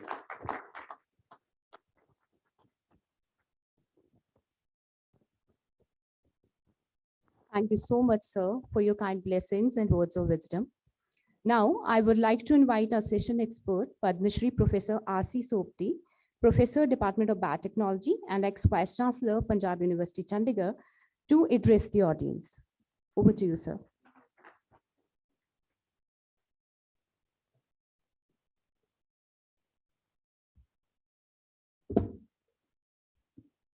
Friends, we have heard Dr. Gangaram, we heard our dear Vice Chancellor, Atulji, and my elder brother, Dr. Khosla. In fact, I was not to speak at this occasion because my lecture is after the tea, but it made me to speak something, not made me, my wife made me to do that. When I woke up in the morning, she said, have you seen these pages? And that was a book written by Dr. Khosla, Perished with Karma. She showed me 2 pages which mentioned about my own teacher, Dr. Khosla's friend, Dr. Suraj Vij of Department of Botany. Dr. Khosla has talked in this book. Then I went through the beginning papers and it mesmerized me. It made me nostalgic. That here's a person who has summarized the whole life in a scientific way. Basically, Indian science or Indian life, Indian culture is based on scientific cardinal principles. The principle is to understand what is life, why we have come on this world. And for that, we try to have a knowledge, and whatever knowledge we had been getting, it had been passing to or dispensing to the students, your disciples. And word was made to awaken. And that's what, in fact, has been explained by Dr. Khosla, who being a scientist, but he has explained everything, what life is, what our Rishi Munis were doing. In fact, our culture, as I told you, हमारे जितने रीति रिवाज हैं, रहना सहना है, ये सब वैज्ञानिक है। तो इन्होंने कई चैप्टर्स लिखे जो मुझे बहुत पसंद आए। I just make a little reference, won't take much time because I have to give what Atulji said. That's what I am going to talk in detail in the next lecture after this one. That today biology is not biology what we were thinking. The biology is amalgamation of everything. If you look at a cell itself, cell is the perfect engineer. Cell is a perfect engineer, and it's a perfect sociologist, psychologist, philosopher. You name any area, the cell is a master of that one. And that's what a new biology is. उसमें chemistry भी है, physics भी है, mathematics भी है, computational biology भी है. We'll talk something little later. But the chapter what he has written, of course, the person who has given a preview of that one, Albert Einstein once said, I'm quoting, what is that? Try not to become a man of success, but rather become a man of value. That's what Dr. Khosla is. If you look at his life, it's a failure, learning lesson from failure to success, and up to this level, what Dr. Khosla has mentioned, I won't repeat, but see, for last about right from beginning, when the institute was in Solan City, and somehow had been associated with that, giving lecture off and on. And for a couple of months, Atulji said me, why don't you come frequently to this university? So I tried to come 2-3 times a month, and it's a learning experience. Learning experience not from the environment as such, but learning experience from learned persons led by Dr. Khosla over here. Dr. Atul has rightly mentioned, our life is not linear. It's with breaks. And breaks start a new end, new fresh.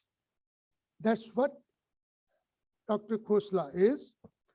Dr. Khosla's story exemplifies Einstein's philosophy. I believe this book will allow readers to look beyond. I'm just repeating. Why I'm repeating, I'll tell you.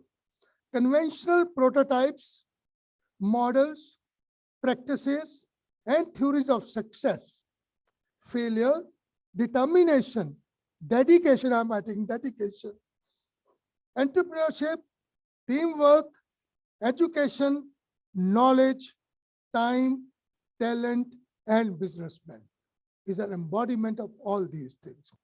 And it's worth to read this book. I can't repeat everything because I have been visiting this university quite often. I saw this book, but when I read a few pages in the morning, they're all true. It's a truth. He has written himself, polished by his own family also, friends also, but it's a true story that how he could meet Dr. Suraj, who is not in this world, in his dream. And he talks about all those things in such a beautiful way that we have a reincarnation. How could he meet in dream Dr. Surya Prakash and talk to him, and he meets his wife and talk to him? A wife says कि मेरी राखी मिल गई कि नहीं? कहते सूरज ने 2 साल बाद दी है. So that means something is there in our philosophy.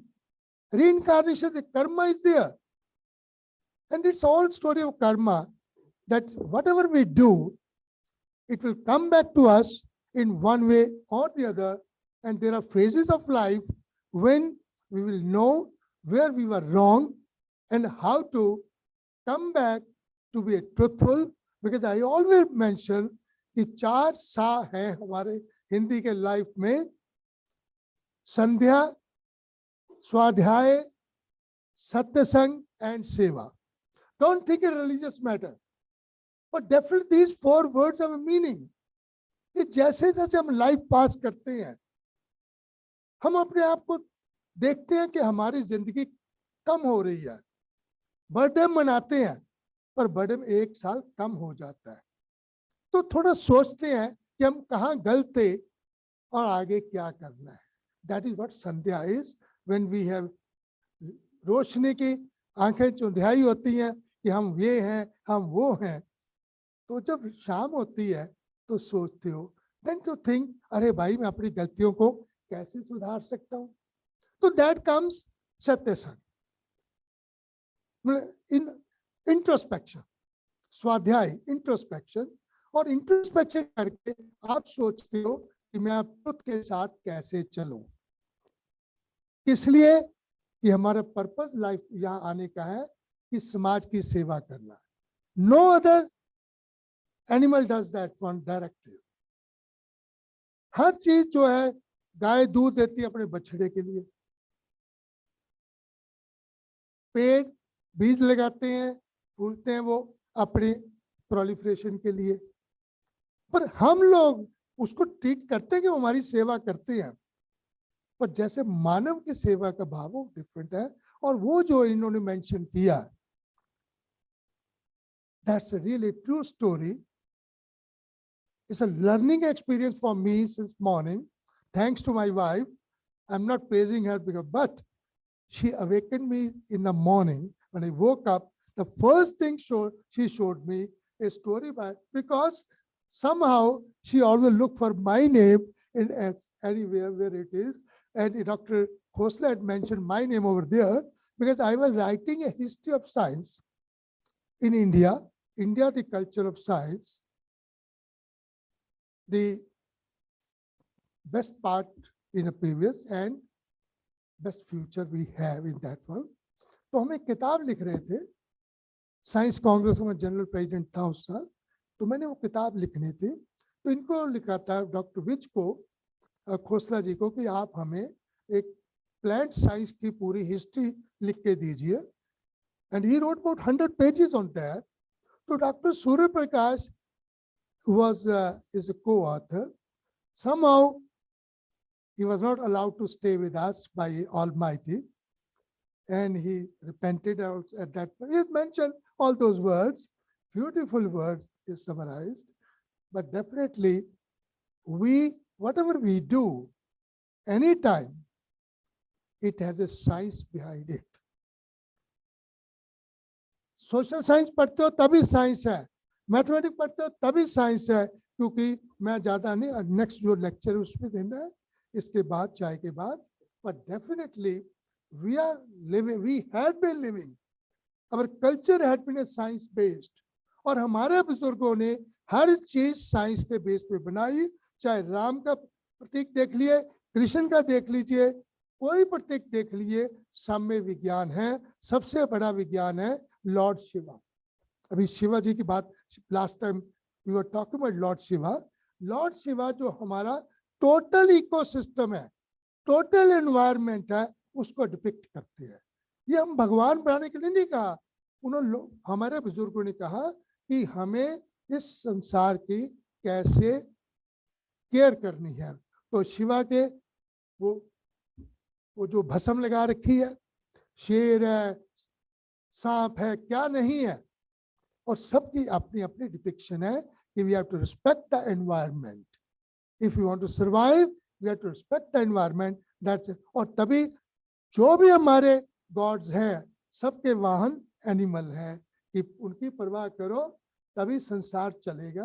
तो ये जो टेक्निक आप सीखने जा रहे हो, they are not new to us, they were there in our culture in one form और द अदर। अब हमने बायोटेक्नोलॉजी नाम दे दिया, पर लॉर्ड गणेशा का तो पहले ही हमें प्रतीक दे रखा इन्होंने। आर्टिफिशियल इंसेमिनेशन का या जो है वो पहले ही है, लॉर्ड गणेशा में है हमारे पास एग्जाम्पल है। But you take anything, we have a scientific base of today's biotechnology. जो टिश्यू कल्चर करते हो, जो पहले ही चल रहा था हमारे कल्चर में, ट्रांसजेनिक एनिमल्स का पहले कल्चर में, I can give you hundreds of such examples which were there in our literature, but we could not explain at that time. Today, we are able to explain on in the laboratory also in the lectures also. And that is why you are over here, that whatever happening in Kerala is maybe quite different from what is happening in Kashmir, but definitely there is a linkage, or what the linkage is in science and technology, that you can do over there, we can do over here. And collaboration, Dr. Atulji has mentioned that nothing can be done alone. Today we are talking about organ on chips. And organ on chip is a biology or biotechnology, but it cannot be obtained unless we know the artificial intelligence, machine learning, as well as what's the microfluidics, robotics. We cannot do that one. We cannot produce organ on a chip unless we have these knowledges. So Atulji was very right that collaboration has to be there today if we want to do something, if we want to make this earth livable for our next generations, we have to join hands. And example is Chaudhary Saab, when I was sitting over there in his room, preparing to give a well-dictated address to the program in zoology, that was also molecular biology. And he just told me, why don't we hold this workshop in Shoolini University? I don't know how he got the idea for that. Immediately I called Dr. Puri on phone from his room itself. And the answer was yes. Then I talked to Khosla Sahab on phone, yes. Because here the persons who never say no. No is in not their dictionary. Yesterday I talked to him, even Dr. Khosla, that why don't we have something on sustainable development? So why not? And we are planning in September. Why don't we have the Institute of this nanotechnology, nanobiology? Yes. I talked in his room in the morning. After a couple of minutes, there was a academic council meeting. I just went with him without any membership. I went there. Dr. Sahab, aap boliye, kya keh rahe the? It was accepted by academic council. Institute Emerging Areas accepted by academic council. This is the way things can go. If you have a no in your dictionary, you will never succeed. If you have yes, there will be obstacles, there will be problems, but here is a person who is embodied with a one word, yes, with his yes team, not yes man. Yes man is a different. Yes man is a dangerous.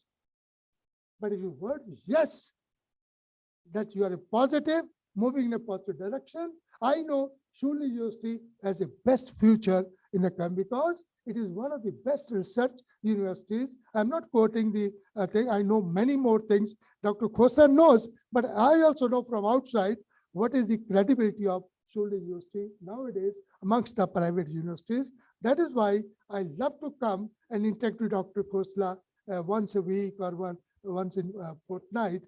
Thank you very much. It's a learning experience for me, and all the best to the participants. You will learn. I know some participants from Lucknow, my previous institute where I was chancellor, are over here, from Bangalore are there, from Kerala there. So that is what integrated country. Thank you very much.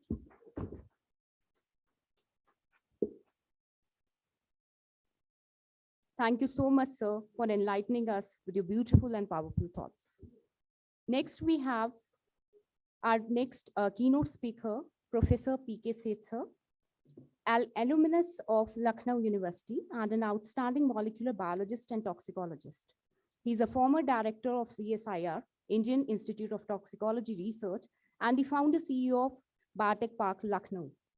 He has made pioneer contributions to neuroscience, neurotechnology, biotechnology, and environmental health. Professor Seth has been conferred with several national and international awards and honors, including the P.C. Ray Gold Medal of Indian National Science Congress and Vigyan Gaurav Samman, the highest award in science of UP government. Vigyan Vibhushan Award of UP Science Congress. Dr. Seth is a member of International Brain Research Organization. He is one of the founders and past president of Indian Academy of Neurosciences. Currently, he is a NACI honorary scientist, mentor, and distinguished scientist at Biotech Park. So over to you, sir.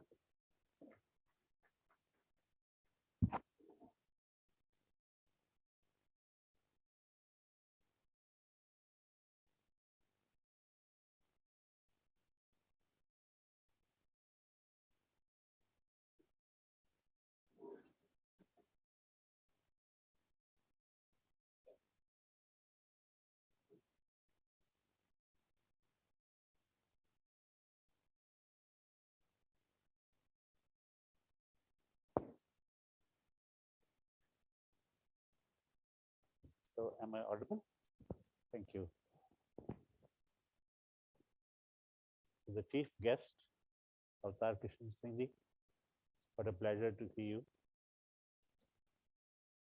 And the two architects of the Shoolini University, Professor P.K. Khosla and Madam Saroj Khosla ji,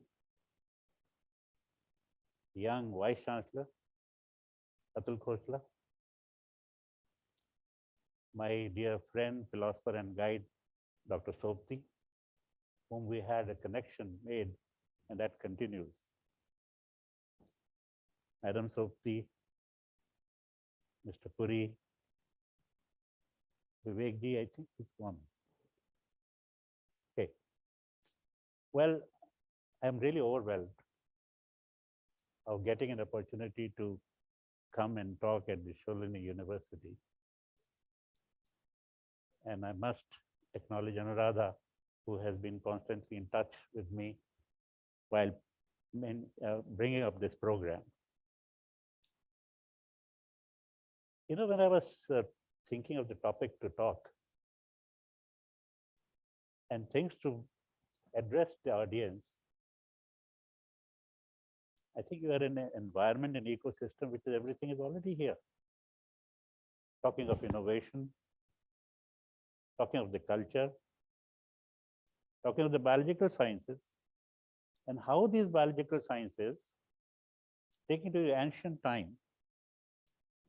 So I must address two things first before I formally talk what I have chosen the topic. There was a mention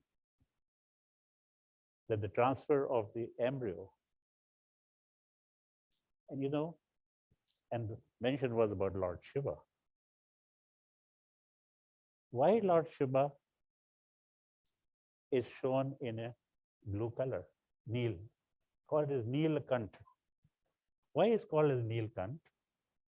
Because when this was a whole churning of the sea, many useful things came, and one thing was the poison. Because I'm a toxicologist, so whenever I give a lecture in the ancient, with the history of the toxicology, I mentioned when this wish came, nobody was there. So he drank.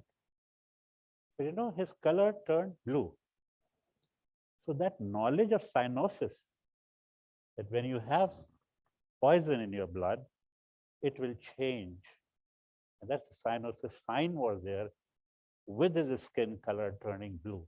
So that knowledge was already there. So I thought, let me talk something. And I chose this topic because what you are going to learn, I'm not going to talk about the RT-PCR or southern and the northern blots or the DNA synthesis. But what I'm going to talk, what all these technologies are helping the humankind, mankind, and which includes the economics also. So in next about 25, 30 minutes, I'm going to talk about that. And very briefly, I'm not going to give lectures on these various aspects, but just for the younger generation, that look, what the future is there for you. And if India has to become Atmanirbhar, if India has to become 5 trillion economy, which our Prime Minister says, if India has to lead the world, if India has to regain its ability to be the Vishwa Guru, I think what Dr. Khosla mentioned about the biological sciences, and I may bring it down to the biotechnology. So that's what is going to be very, very important. So may I have the next one? You all may be knowing, but again for the younger generation, although biotechnology existed, but when the modern biotechnology, the name was taken about by Atul, by Biocon. So that initiated, the story began with Biocon in 1978, when a girl like you, Kiran Majumdar, very passionate and very, I would say, stubborn to do what she wanted. and she created using the enzymes in a garage. I do not know if you have heard the story about her. Her father worked in a brewery, and she wanted to work there. But they said, no, ladies not allowed. She said, I'll do something. And she came up with a big company now, Biocon, which you already know. The initiatives for biotechnology were taken in 1980s. And the government agencies, all of them, DST, DBT, ICMR, and these all started helping and giving grants in the biotechnology. A National Biotechnology Development Board was made in 1982, and Department of Biotechnology came in 1986. We can be proud India is the first country in the world to create a separate Department of Biotechnology under the Ministry of Science and Technology. And this was really something which gave boon. Many of the institutions got grant, many new institutions came. I'm not going to list them, but you already know them. Next, please. India's biotech made its presence in the world map in 1997, when the Hyderabad-based Shanta Biotechnics launched the indigenously developed hepatitis B vaccine, Shenvac. Before this, the cost of this vaccine was very high. It was not easy to afford them.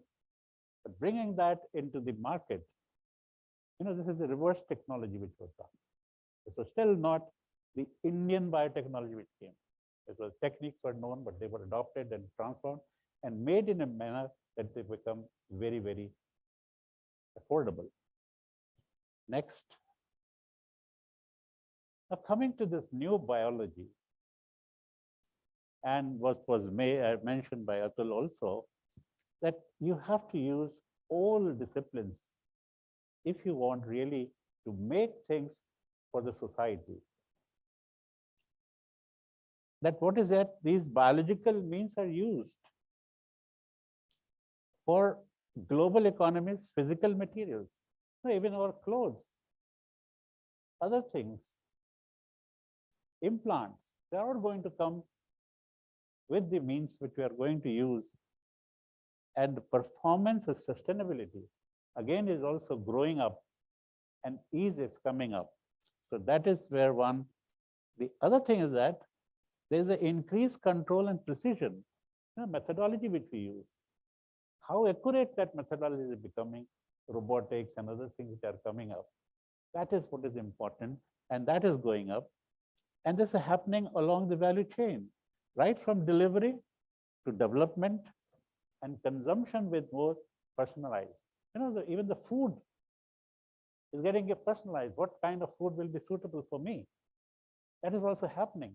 So this precision which is coming up, your medicine which you're going to take, there's no need to take some medicine which are not going to suit you. The cancer, they start giving you the chemotherapy, and after 3 months says, oh, it's not successful. It did not succeed. Now the precision is there. They will test it before going to give it to you, and then you are the one who are going to succeed with it, or you will not going to succeed with it. The capability to engineer and reprogram human and non-human organisms is increasing. Those of you who are following in the internet and getting them, what is happening new, pig heart being engineered, transplanted to the human being successfully. Maybe it is for a few months at this time, but that is what is happening. Growing of the ear outside in the cell culture. These are things that are happening, and very, very, I think what the future is that, again, what has been mentioned is this, the collaboration was mentioned. I would like to mention about this collaboration also. It is being promoted, it is being said.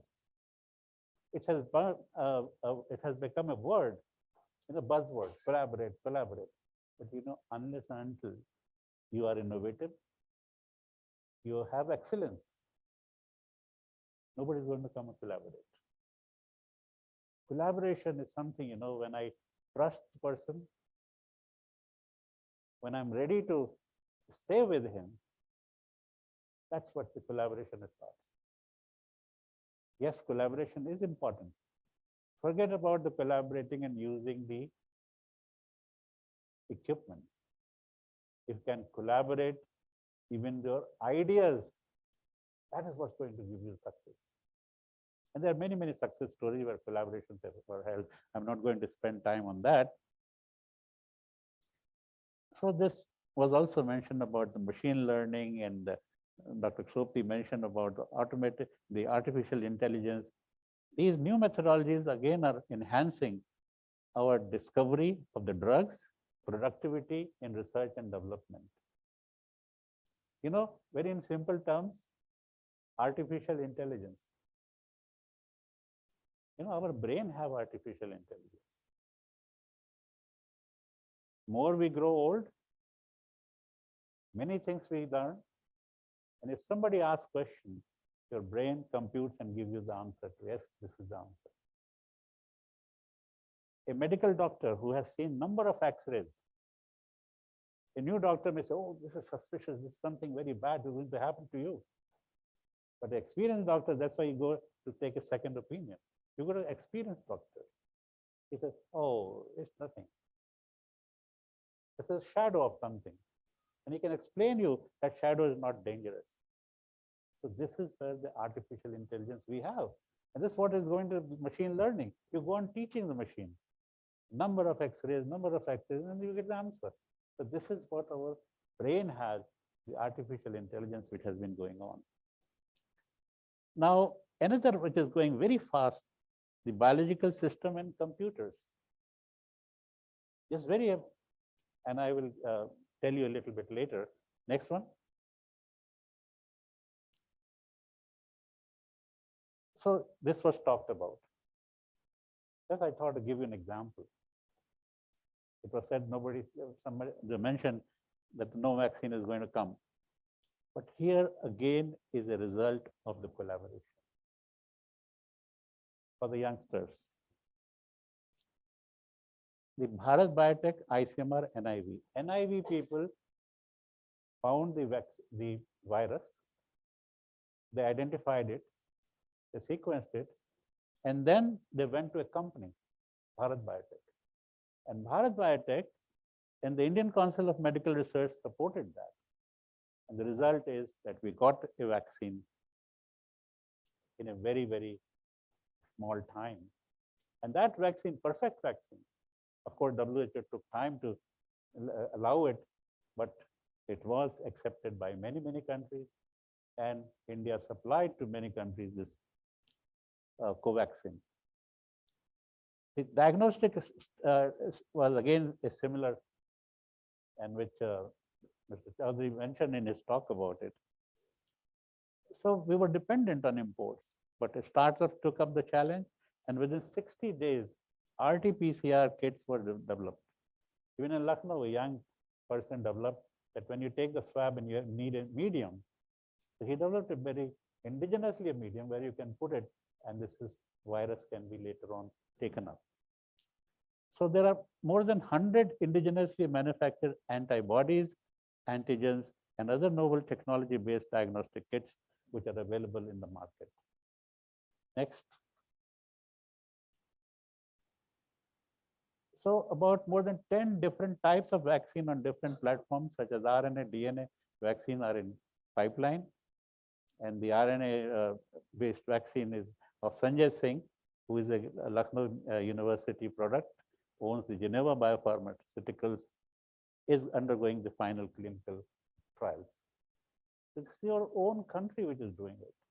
Own your scientists are doing it. And that's what Dr. Khosla, the chancellor, mentioned about. You have to do and understand your problem. And this is what the understanding the problem and using the infrastructure, it is possible to do it. And of course, India is the third largest producer of the hepatitis B vaccines. Next, please. So we are applying the bio-revolution, human health and performance, agriculture, aquaculture, and food. in all these areas. There are vast areas. The design synthesis you can use, the consumer products and services, materials, chemicals, and energy. Energy is one of the subjects which everybody is worried. And biotech revolution or biological revolution is helping in the energy crisis also meeting. And number of the consumer products, I think we will be talking it a little later. Next one. Now, for those who are interested in the economics, and how it is changing the economic and what is the future about it.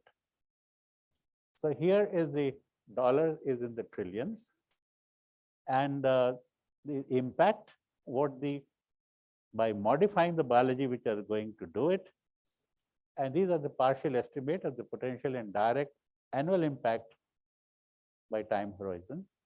So it's in a very small time, that's the first one.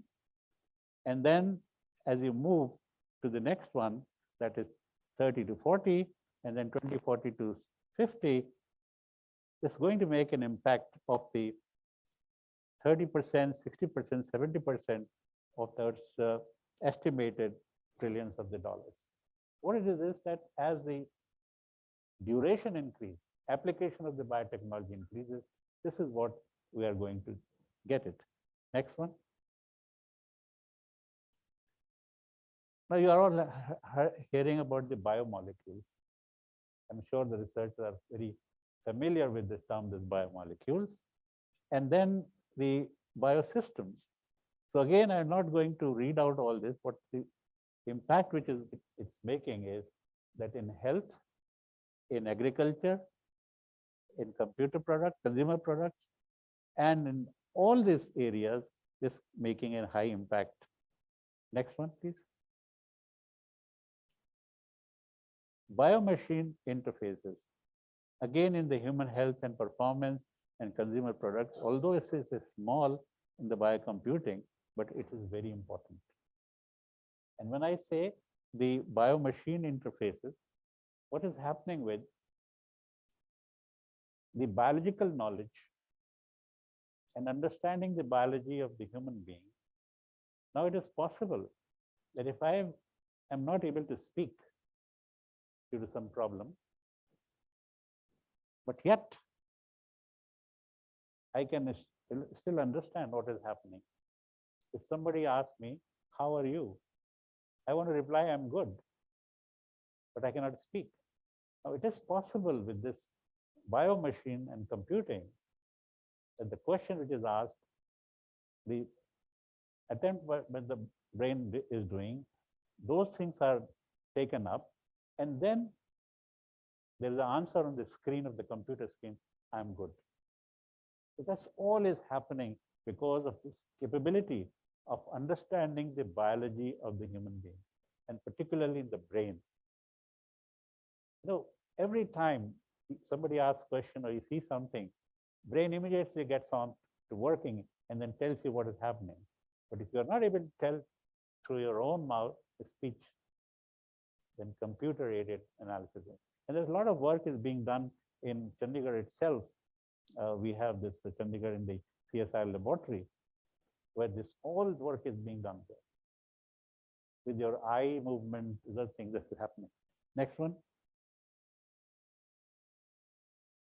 Now, in the human health programs, there's a lot of things that are happening.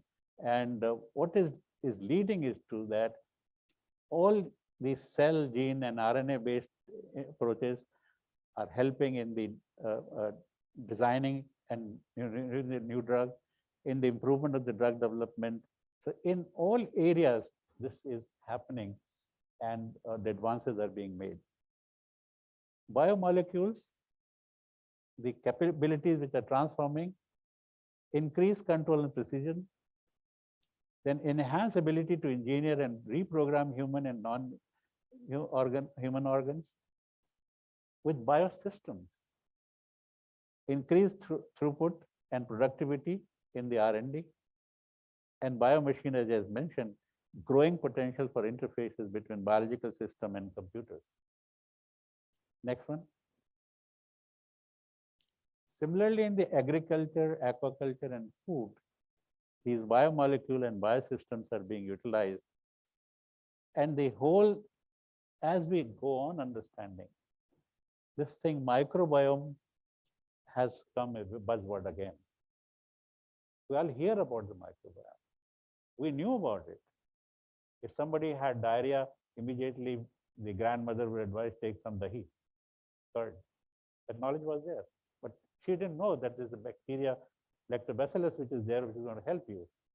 But the knowledge was there. But what new biology is doing is making understand, but not now much more than lactobacillus we know, and many, many things are coming up. Next one. Similarly, in the consumer products, again, biomachines, biosystem, and biomolecules are playing a very important role. And I mentioned about the personalized offering of the health, nutrition, and these based on this omics data. Omics is a buzzword again.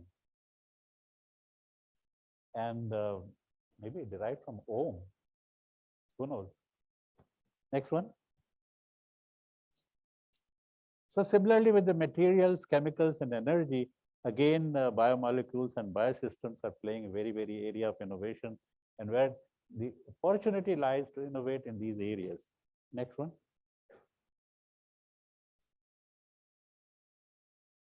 The meat value chain is shifting. So here you see, traditionally, animal feed system, production, animal breeding, animal feeding, then slaughter, then processing the meat, and then finally it goes to the distributor. With cultured meat production, you cut short the two steps: tissue sampling, cell line and waste media production, meat growing and texturing, distribution. Then for plant lovers, plant-based meat production is protein, again sourcing, you source from the food. Soybean is a known one, but somehow people don't like the taste. So you have to find other. Then formulation with other ingredients, you can add value to this besides the protein, many other things you can add. And then processing, and then distribution. So this value chain of production of the your meat value or the protein value is changing. Next one. Next.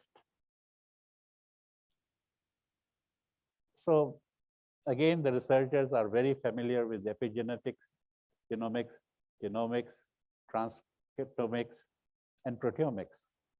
These are the words which are being taught and people are talking about it. And whether any field you are there, epigenetics, epigenomics, that why if such thing become toxic, and Dr. Sopti will appreciate that when it interacts with your DNA, that makes you in the heredity. The newborn will also suffer from that kind of the toxic effect. So it marks that regulate gene expression, example, DNA methylation, histone protein modification, and that's the regulation step. Then transcription steps comes when the full genetic complement of an organism is relatively static over time, but the complete set and quantity of RNA transcripts that are produced at a given time. And from transcription is to translation, the entire set of proteins of an organism which changes over time. Now, these sequences are practiced, but again, novel applications, understanding.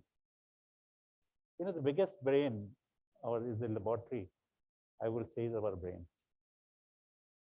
It can be placed in the highest computer for you, but if brain doesn't compute, doesn't ask the right question, no answer will come. It is the most fertile laboratory is the brain, human brain. I'm an animal lover, I don't want to discuss, but yeah, human brain is superior. Next one. So there's intracellular products of the metabolism. So we know metabolite. What's happening today? NMR specialist taking the human samples, looking at the metabolites. If there are different type of metabolites is formed, they think there could be some disease. And then go on finding it, study more on it, and then they come up with an answer. Yes, this could be a biomarker. This could be an answer to early detection of that disease. So similarly, these could be glycans, lipids, these are all being studied. See, my daughter, she is in US in the Florida, and were looking for a postdoctoral. The NMR specialist met her at the, and he asked, can you do this? She's a biochemist. I run many NMR, I get number of the new metabolites, new speaks, but I can't interpret them in biologically what they means. So here, that's how the collaboration comes up. You have a specialty, he had a problem, and that the answer comes up. So these are leading to the new products, new biomarkers, and like that, a number of things are happening. Next one, please. So like microbe population, the microbiomics, and the single cell circulating cell-free DNA or RNA analysis, these are again helping in finding how new diseases you can identify, or you can modify them, you can correct them. Next one. So what are the tools? I'm sure you are familiar with that. I thought I'll throw this PPT so that you can, what this whole new course is about. The genetic engineering, rDNA for deliberately altering the genetic material in a living organism. That's genetic engineering. Nature also does engineering, corrects. But genetic engineering, you deliberately do it. Then tissue culture, Sopti mentioned about it. You take out a healthy tissue from a plant and regrow it in a culture media. Transgenesis, extracting and fusing a foreign gene into the host embryo. This is all GMO, which is talking about.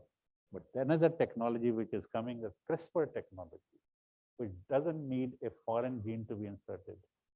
You can correct it. Next one. So this 10 biotech innovations, I've just listed only 6 of them, 5 of them. The single cell technologies, I'm not going to deal with it because you're going to hear about it. Current cell therapies, talking about the cancer, other diseases, these are all helping. The stem cell applications, every day you hear somebody has been cured of his back problem, somebody has a paralysis, somebody has been cured for another problem. This, but still, stem cell is enormous. It's a very new area. But you have to get a permission from the government to do any clinical trial with to doing that. The CRISPR-based platform, as I just was mentioned a little bit ago, it allows you to correct a defect.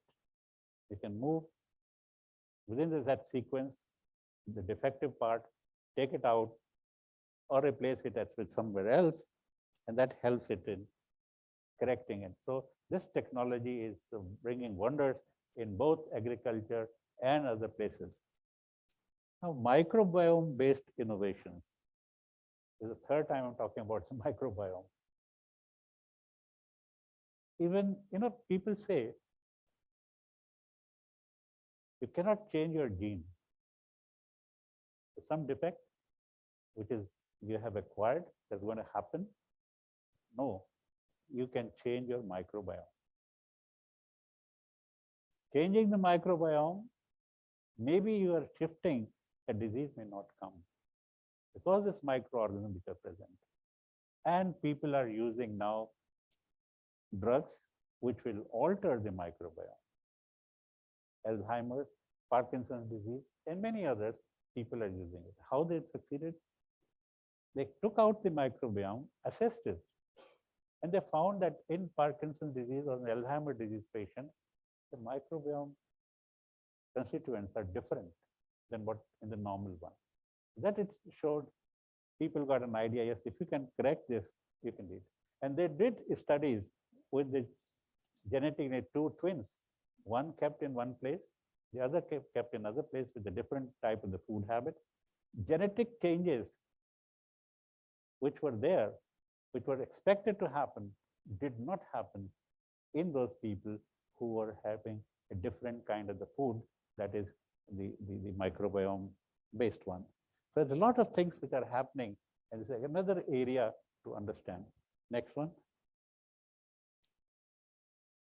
So here are some examples of gene editing in India. In Chandigarh, Rakesh Tuli was in Lucknow. He was the director of the National Botanical Research Institute, and he was the first demonstrator editing in wheat, and that he did in Nabi Mohali when he moved to Chandigarh. Then there are examples. Dr. Reddy did that, ICGB, and the editing for the nutritional via improvement of the banana. There's again vitamin A. That's Siddharth Tiwari, who is doing it in Nabi Mohali. So I just giving those names which we are familiar, and these a number of the genome editing has been done, and very recently gene editing for virus resistance to potato by Narendra Tuteja at ICGB in New Delhi.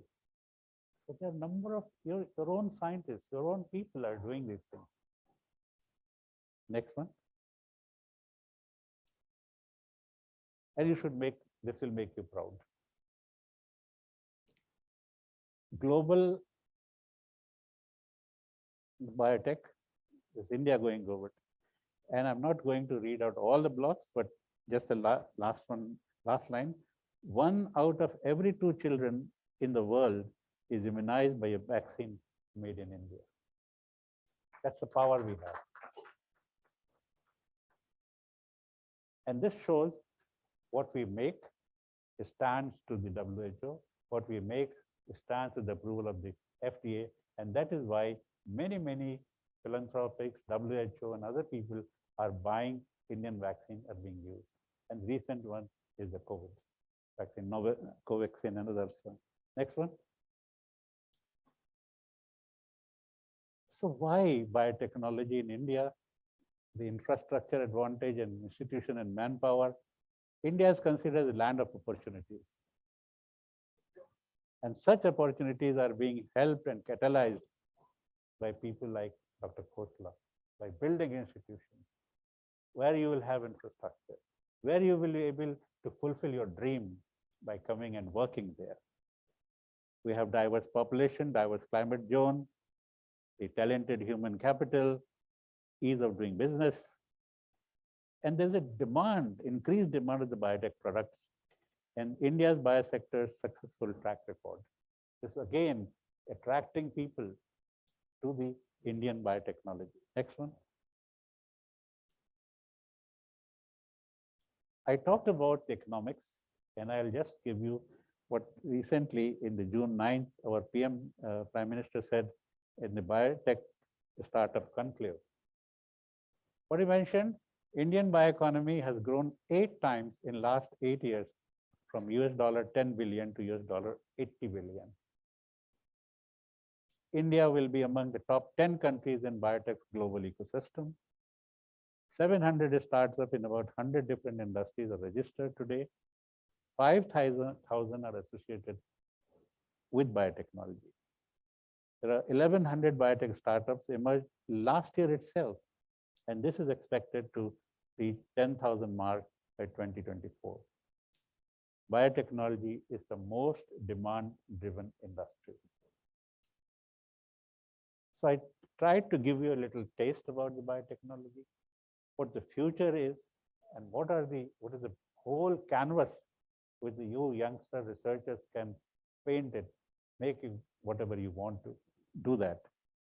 Next one.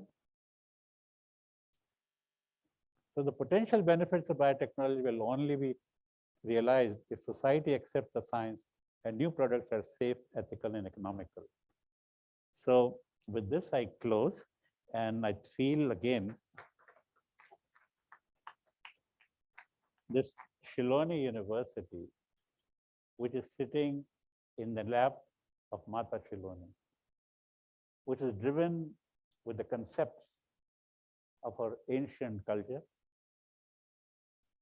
Often heart of those who are building our cultural values are there. When I walked through the corridor, I saw Tulsi Hall, I saw Mirabai Hall. This is what is important. We were forgetting all these things, but such universities, I'm sure, are going to make India among the top and regain its position as the Vishwaguru. With this, I thank Dr. Khosla, Dr. STUTI, and all of you for inviting me and sharing some of my thoughts during this conference.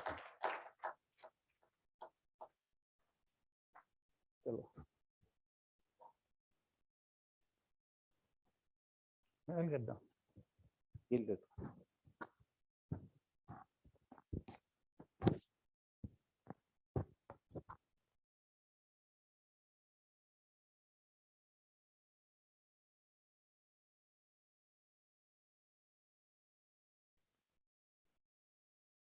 Thank you so much, sir, for such an enlightening session. Now, I would like to invite our Honorable Chancellor, sir, to present memento to Professor P.K. Seth, sir.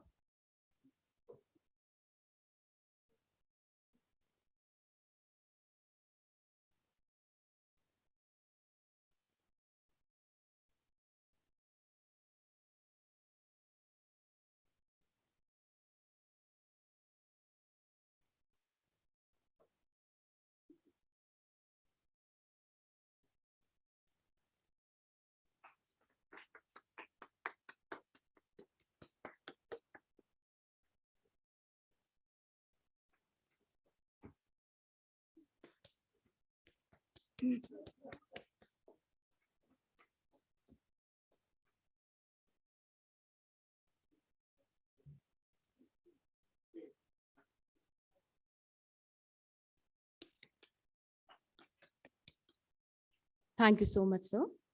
Next, I would like to invite our Honorable Vice Chancellor, sir, to present memento to Professor Gangaram Chaudhary, sir.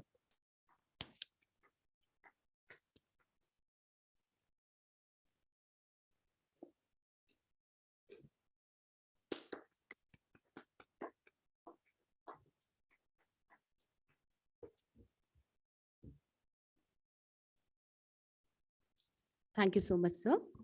Next, we have a very important talk by Mr. Vivek Atre, ex-IAS, motivational TEDx speaker, author of Finding Success Within, a mentor, advisor, and a visiting professor.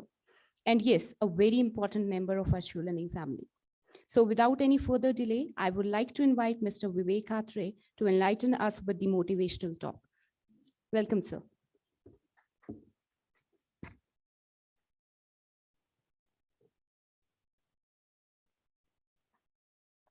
Thank you very much. This is not the time for a motivational talk, but I'll go with the flow. The luminaries and dignitaries, the galaxy of professors and experts who have spoken have been absolutely captivating. And I've been captivated by the subject since the morning. All of them are warm and familiar and close to me. I don't want to name all of them. My former boss, Mr. Karan Avtar Singh, is the chief guest and he's the next speaker. I don't want to stand between you and him. It's only 5 minutes that I'll speak for, but I will come up with 2 ideas. See, ultimately, technology is not going to be a constraint, neither biotechnology nor artificial intelligence. I'm also an electronics engineer, by the way. This is not the constraint. The constraint is never going to be genomics or bioinformatics or anything else that we do. The chip and biology will integrate in a seamless manner and we will become automatons. There is no doubt about it. The chip will be inside my body instead of in my pocket. I am going to be a walking, talking machine. There is no doubt about it. Let's not be scared of it. What we need to retain is the human element. All of us sitting in this hall are human beings till today. Tomorrow we may have robots sitting, speaking, walking, talking. Professor Seth is a thinker. Professor Sopti is a thinker. Professor Khosla is a thinker. They have weaved together the tapestry of human beings, life, divinity, science, technology, biology. Atul Khosla's speech encapsulated everything that we need to know to move forward. The key is the people. We the people. Who's going to lead? A Nobel laureate doesn't win the Nobel Prize unless it is for literature on his or her own. Chemistry? Can a Nobel laureate in chemistry say that I'm the only researcher? There is a team of 30 people or 20 people or 10 people who have to be led. So collaboration is about leadership, weaving together the tapestry. And the first thing I want to emphasize is we need to create those leaders. If I am a whiz kid at chemistry, I still need to have people skills. And people skills doesn't mean the chemistry of the people skill. It means understanding what motivates people. When are they giving their best and when are they at their worst? And how do I bring out the best in that team? I have to maximize performance.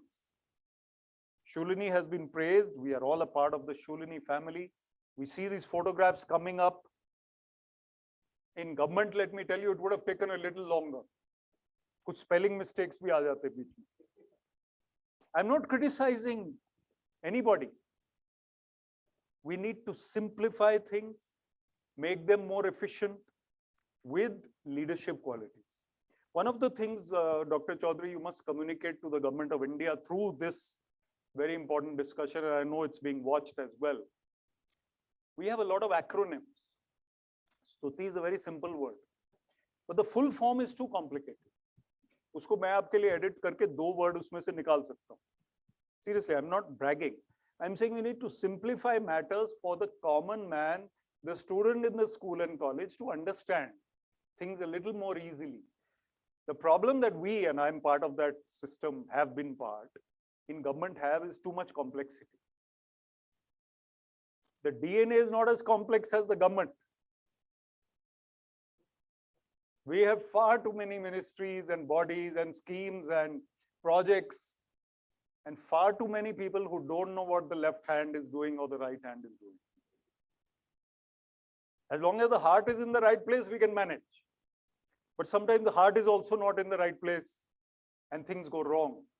So we need to simplify with good leadership. And the second part, which I just touched upon, let's involve these very bright class 6, 7, 8, 9 students in the schools. Bring them to Shoolini campus. Prepare them for the future today. These kids are amazing at it. I get an email from Gujarat, a girl called Heer Desai, who wants to intern with me. She starts interning with me and prepares a report on road safety, because we have a think tank called Suvichar, which does all this. And I congratulate her on the phone. Here you are in class 12 and you're doing such amazing work. She said, no, sir, I'm in class 10. Then it's all the more amazing.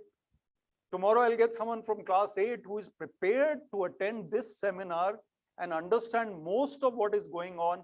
Professor Seth's presentation, for example, Dr. Karan Singh's presentation, I'm sure, will be understood by that child as well. Maybe these 30 seats which are empty can be filled up by those school students. And we'll have a future which is more aware, alert, and also empathetic to the cause. Because ultimately, who is the beneficiary of what we are doing? Let us see the bigger picture. We don't want to get embroiled in mechanics. It has to be the common person, the villager, the rural fellow. And Shoolini's outreach programs are touching the university periphery and other places. So people are the key. All of you have come from various parts of India. You must realize that people are the key. However great a scientist you may be, ultimately, whatever you do has to touch the common person. That's my message. I want to congratulate the organizers, especially. Don't want to get into long formalities. All the best. Jai Hind. Thank you.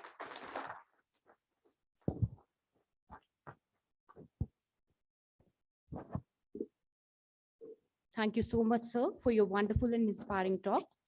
Now, I would now request Honorable Registrar, sir, Professor Sunil Puri, to present the memento to Mr. Vivek Atre, sir.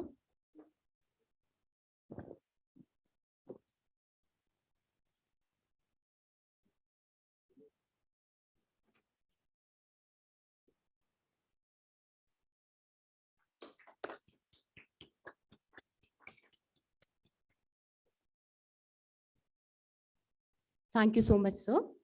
Moving on to the next talk, I would like to invite our honorable chief guest, Shri Karan Avtar Singh, former chief secretary to the government of Punjab.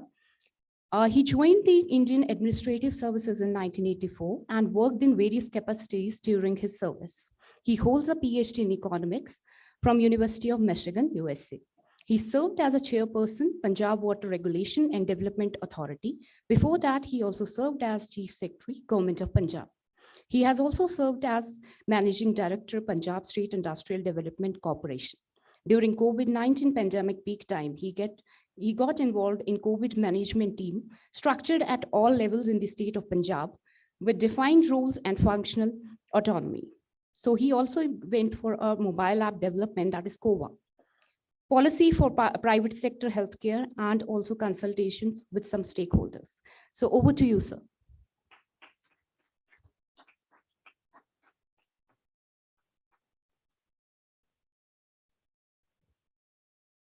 So respected dignitaries, faculty, students. So I've been asked by the university to give you your first technical training on a very important piece of equipment, which I'm wearing on my head. This is not only traditional, it's a Himachali cap. There are many ways to wear it. You can wear it any which way. So if there are 1 million people in Himachal, there are 1 million ways to wear it. But I'll show you the Kullu way, which I like.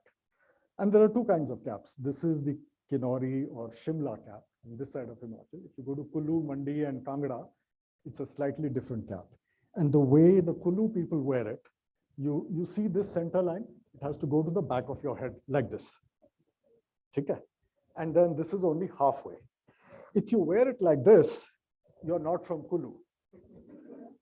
Also, there's a reason why I think all of you should buy a hat like this for this course, because if you wear an American baseball cap like this, the Americans say it reduces your IQ by about 10 points.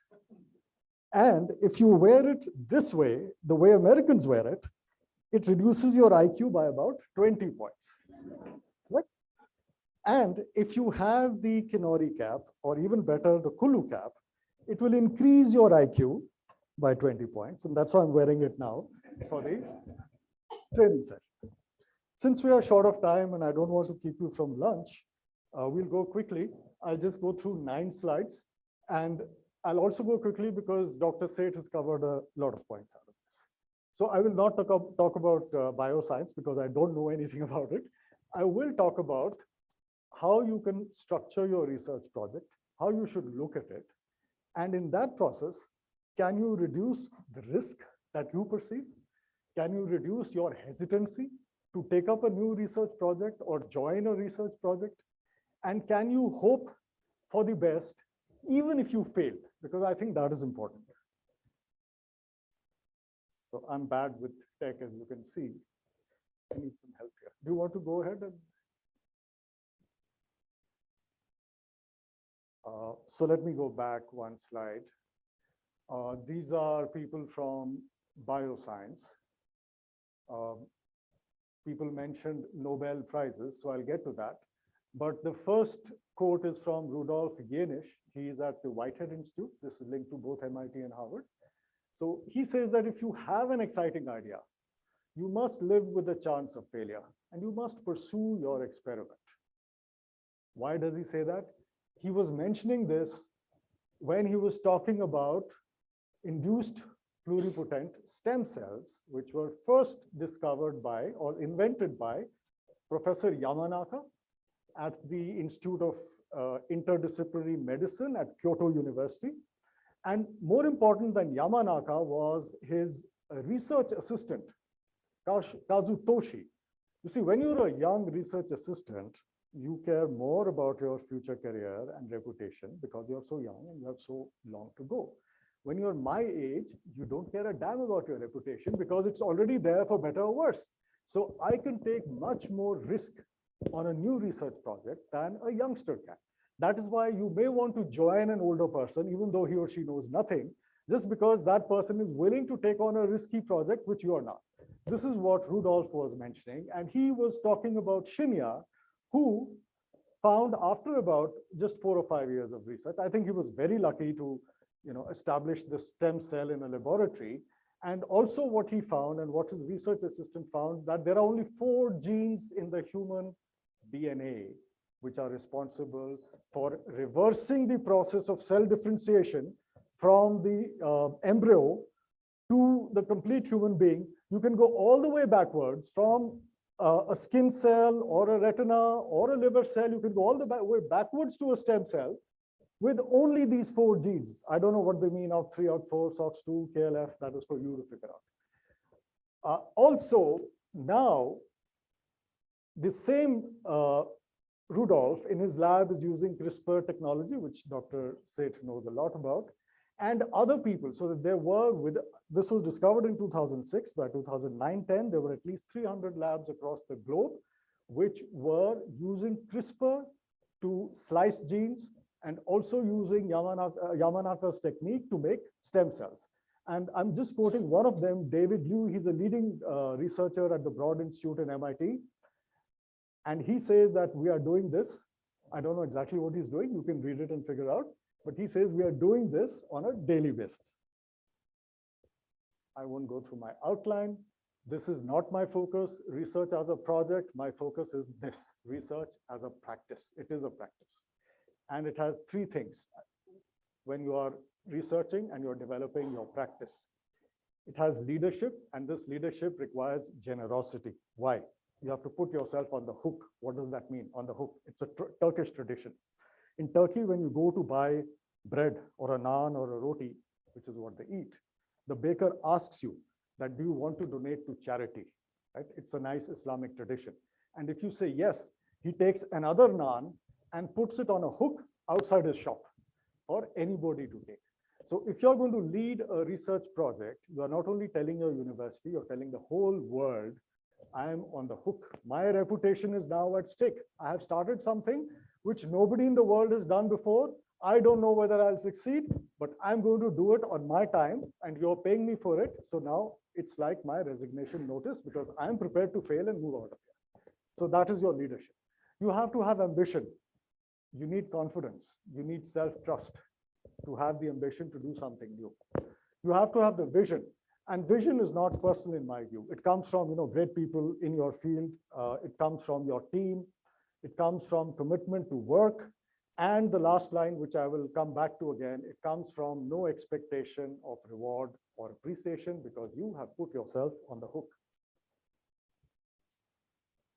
Research strategy, this is, I think, more important for Indian researchers, because I've seen this big difference between the US and India. Size matters. We don't have enough universities of large size where you can build a team within the university. We don't have enough universities of high reputation where you can write an email to anybody in China or the US and expect them to collaborate with you. You have to explain yourself as an Indian. So this is something we need to work on. You obviously need a portfolio of projects. You start with one.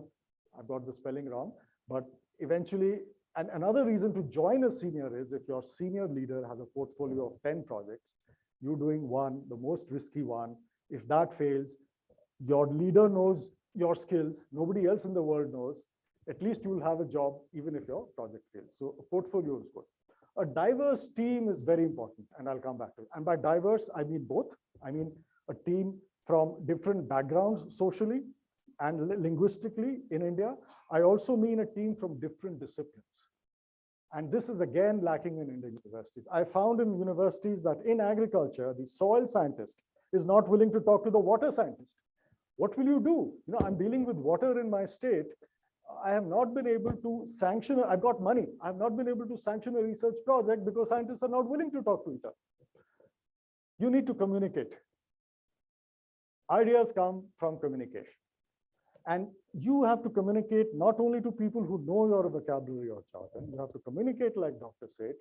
I could understand a bit of his presentation because he was communicating to the general audience. So you have to communicate to young students of class 6 and 8, like Vivek says. You have to communicate to older people, which is the toughest. And you have to communicate in social media, in the press, across boundaries. And I call this arbitrage. I'll give you an example of arbitrage. You have to teach. Teaching makes you learn the best because your students ask you questions at the end of the lecture and you realize, oh my God, I never thought about this. I don't understand this topic. I've taught 90 minutes, but it's my students who are telling me that, ma'am, sir, you haven't understood it because I haven't understood you. Teaching brings awareness. The first thing that I don't know this, I'm going to learn this. It fires your imagination. It is only with awareness and imagination that you will get understanding. If you keep reading like a student, you won't get anywhere. Get out and teach. Take a lecture even if it interferes in your research work. So here's an example of what I called arbitrage across two disciplines. I know the economics. I've tried to make up something for life science. And I'm told some biotechnologists are using such examples. So how do you define an index of complexity for a multicellular organism? You might want to do it. And eukaryote, I don't know what it means. I'm told it is, organisms where the cell has a nucleus inside. I don't know why that matters. I'm just copying this from somewhere. So the suggested index is take the number of genes in the cell nucleus. That's one number, right? If you want to expand the number, take the number of base pairs in the DNA, right? That goes into, I think, 6 billion for a human cell. The number of genes is only 20-odd thousand. Take whichever number. What do you multiply it with? Not just the number of cells in the organism, but perhaps the square root or the cube root. Why? Because if an organism is going from only 100 cells to 30 trillion cells, its complexity is not increasing in that magnitude. So you want to take a square root or a cube root. So what's the index for humans? We have 20,000 odd genes. We have 36 trillion cells. I'm dividing everything by 1,000 because as a mathematician, I have to confuse you. So it's 20 times 6,000, which is 1,20,000, is the human complexity index as an organism. You can do this for algae, fungi, insects, and see if it helps in research in any way. I don't know. But for this kind of project, I'm willing to take the risk and put myself on the hook with you because I know something about indices. Research leadership, I have talked about. The last line is important. Keep a journal. My teacher, C.K. Prahlad, he's no more. I've used his concept later in my slide. He gave the world the concept of core competence. And all of you in your research need to build at least one core competence to be world-class. It could be anything. C.K. Prahlad's example in the Harvard Business Review of August 1991 was Honda Car Company. He said, what is the core competence of Honda Car Company? And he said, it's not the wheels, it's not the tires, it's not the gearbox, it's not the windscreen, it's not the safety. It's only one thing, it's the engine. Honda was the first car company in the world in 1977 to come up with an engine called a CVCC, a continuously variable something camshaft. That engine was twice as fuel efficient as other car engines. Maruti Suzuki copied it, and that is why even today the Suzuki car engines in India are much more efficient than any other engine you can buy. They have that technology. Prahlad's hypothesis was that if you have a core competence, you can outsource everything else, get others to do it. So if Honda has a core competence, they can get the transmission and tires and wheels and windscreen made by somebody else. If you have a core competence as a researcher, you can get everything else done by collaboration by somebody else. But your core competence, you cannot outsource. Your core competence, you have to develop, you have to invest in it. So that to me is leadership in research. Everything else you can find in a journal. These next slides I will skip in the interest of time, but we can talk later over lunch and I'll give you my email. We can talk about it. I shall talk about the research process. and the flow. Because I'm not talking about research as a project. You know exactly what that is. I'm talking about research as a process, which your elder leaders, they don't talk about it. It's part of them, right? So the four eminent scientists before me, did not talk about process because they assume you know it, but I don't think everybody knows it. You need to create a flow. And by flow, I mean something which the Japanese manufacturing literature talks about. You can call it Kaizen, you can read about it. You can call it Six Sigma, it's pretty much the same thing. But essentially, it means there should be no waste in your lab. There should be no waste on your desk. Physical thing matters, cleanliness matters. What is physical impacts your imagination and your awareness and your understanding. These things matter. And if you are very lean, if there is nothing unnecessary in your lab, you will be better positioned to create flow and get things done. Second point is my most important point. Don't be obsessed with results. There is no result out there to grasp. If you get something, it's going to be new. If you don't get it, perhaps it's not there. Nobody else is going to discover, so don't feel it's a failure. The Japanese call it kaitsu. Be generous. I've talked about this. Put yourself on the hook. Again, focus on the work because the results will happen or not happen depending on other factors. Call it destiny if you like. What is process? It is continuous. It is repetitive. And it creates not only flow, it will create in your lab motivation, focus, and joy. Our Indian literature in philosophy, the Buddhist literature especially, calls these the four immeasurables. Maitri, which is loving kindness and friendship. Karuna, which again is, it's not pity, it's kindness. Mudit is a kind of joy, a gentle joy, not an exuberant joy. Upeksha is most important for us, not expecting anything. And these come together, they come in a sequence. You have to build it in your lab. This is not something you leave for your meditation practice or your mandir or masjid or church. It needs to be there in your life. And you have an obligation to the community to do what you're doing in your life. The community has no obligation to you to be grateful, right? So if you're going to publish yourself and expect people to get back to you, one or two might, they're your friends, they admire your work, they want to be like you. So there is a very limited audience out there in the world who will actually appreciate you. That should not bother you. There may be only 10 people. Right? The other 7 billion people in the world will not appreciate you. Don't let it bother you. Don't expect it. So what has this practice got to do with our basic Indian literature, which talks of Karam Yoga? I think it does. And I think the science of cellular differentiation also does. So maybe this is something deeper. It's not only something written in the Mahabharata and the Gita. It is something which we need to try and capture in life sciences research. Each cell, which is differentiated in us, right? Your skin cell and your kidney cell and your retina have the potential, the pluripotentiality to go back and become a stem cell, right? Why did they follow this differentiation process? We don't know. But the cell does choose to differentiate and it becomes a neuron in my brain or a skin or retina or liver. What is the cellular intelligence which makes this choice for the cell? You know the DNA, you know the epigenetic methyl compounds which attach to the DNA, which prevent cell expression. So why is my neuron not like my retina? Because a lot of the genes in my neuron have been shut down by the methyl compound so that it doesn't become my retina. Now, where is the cellular intelligence in that one little embryo cell, which is telling my 30 trillion cells, sorry, I'm not good at this, to do what they want to do? It has to be somewhere. What do I see in my cell is that each of my cells is not seeking anything for itself. It's only working for me. So it is 1 in 30 trillion and it's working for the entire organism. It only gives to the organism. It's not asking anything in return. That is why each of my cells is in harmony, it's in balance, and I'm in health. If each cell was competing and fighting, I would not be here, you would not be here.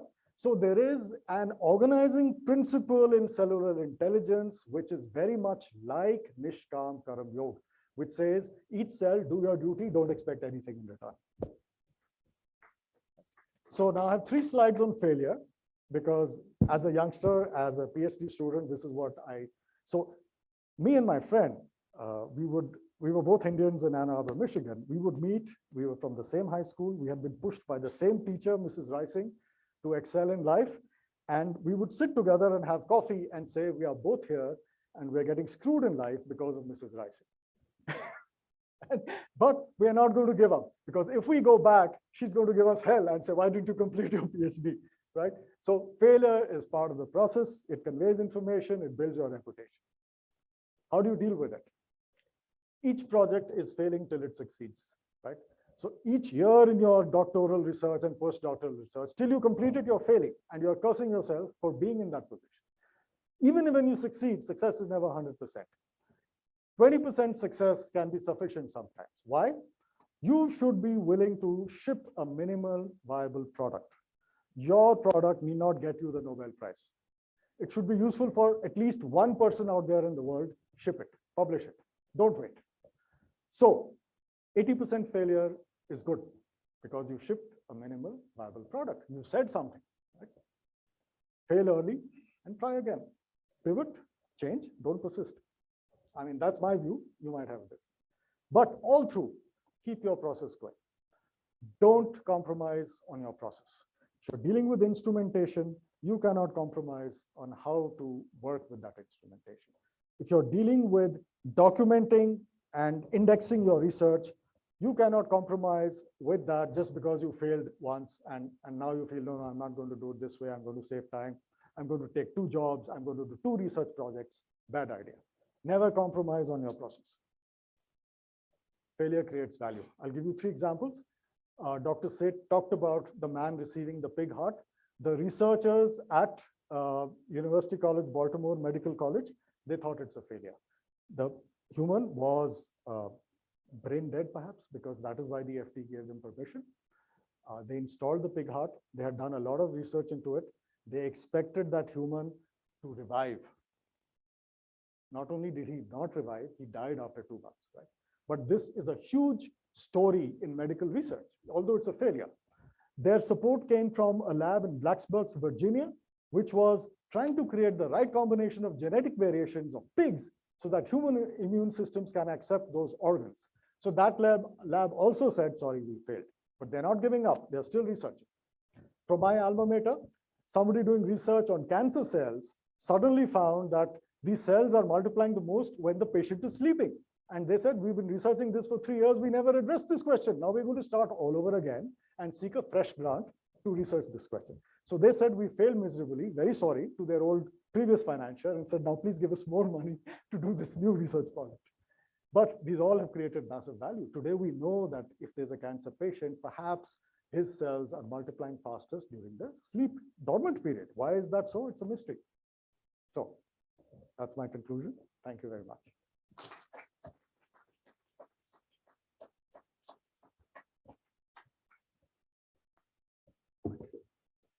Thank you so much, sir, for the wonderful talk. I will now request Padma Shri Professor R.C. Sopti, sir, to please present the memento to our honorable chief guest, sir.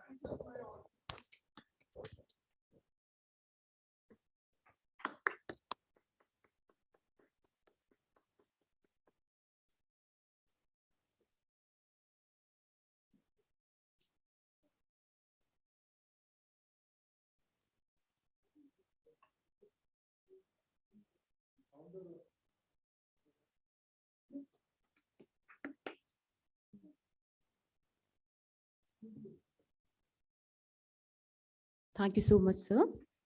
Now, I would like to request Dean Research and Development. Now, I would like to request Dean Research and Development, Professor Saurabh Kulshrestha, to extend vote of thanks.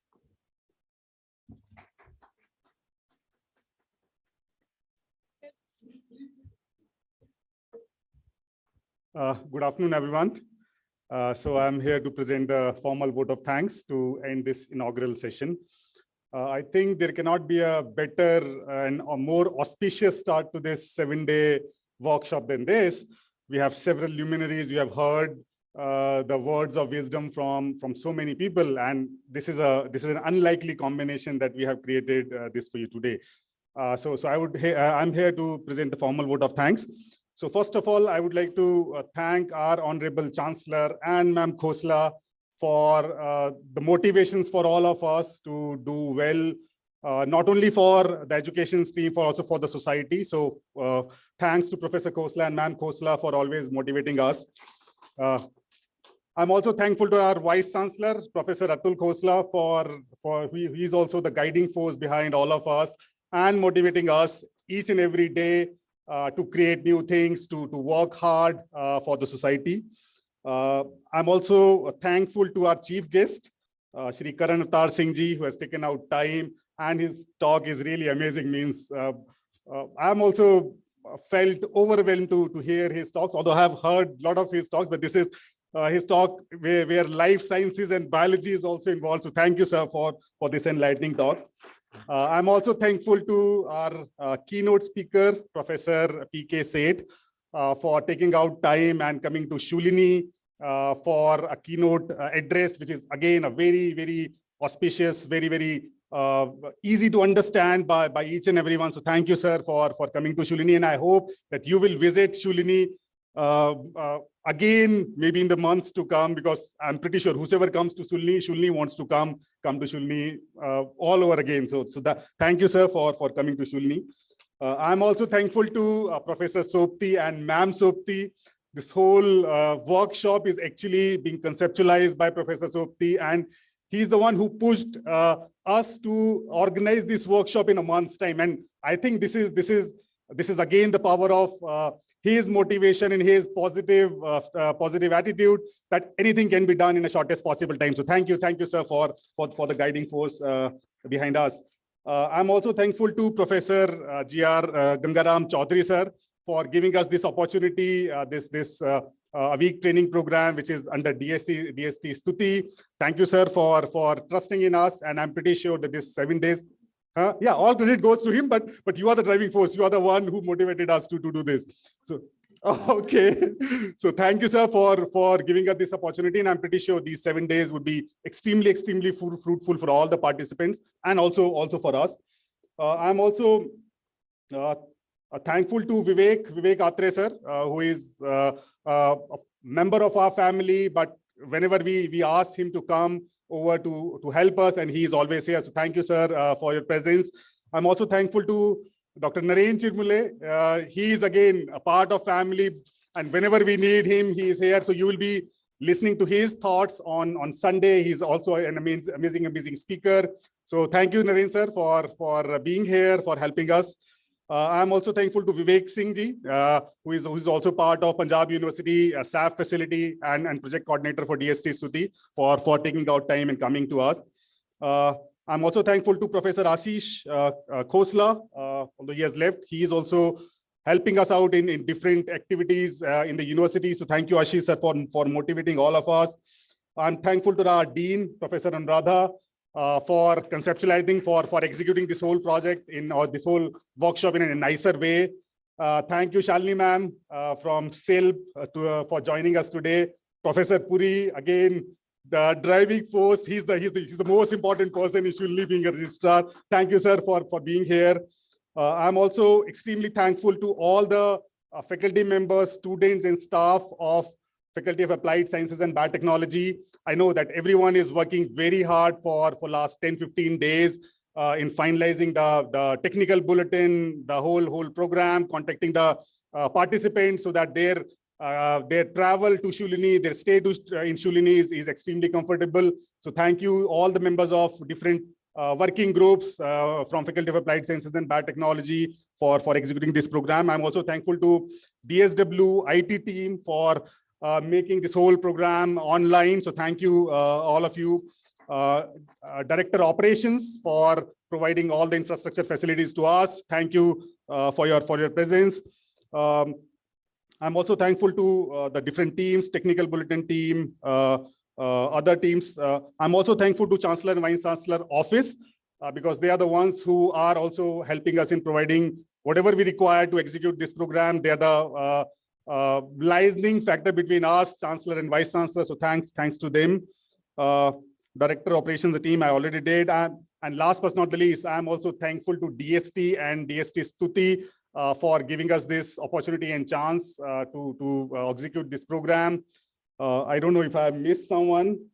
Even if I missed someone, please, I would like to extend my thanks from the Department of from Faculty of Applied Sciences and Biotechnology and Shoolini University. Last but not the least, the participants. Sorry, I forgot the participants. सबसे important मैं भूल ही गया था. So participants, thank you very much for coming over to Shoolini. And I'm pretty sure you are here. This is for the first time for you to come to Shoolini, and I'm pretty sure you will love the whole campus, love the energy in the faculty, in the students, and you would like to visit the Shoolini all over again. Thank you very much, and please enjoy these 7 days. Now I think the tea is ready, so everyone is invited for tea downstairs, and then we'll start with the session of Professor STUTI. Thank you very much.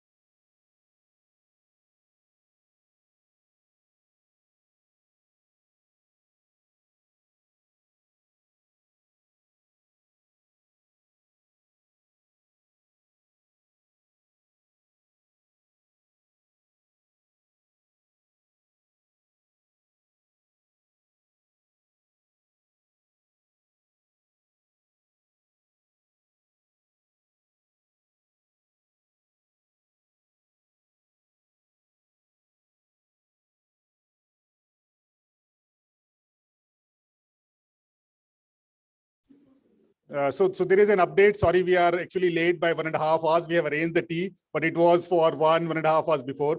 So now I think we can all go for lunch. So lunch for the participants are arranged at Faculty Club, but maybe next 10-15 minutes. Lunch for all the delegates is arranged at Chalet. So we'll move to Chalet and Faculty Club for the respective lunch. So there are teams. And we'll meet again here at around. So the participants team will take you to the Faculty Club for lunch. So please wait here, or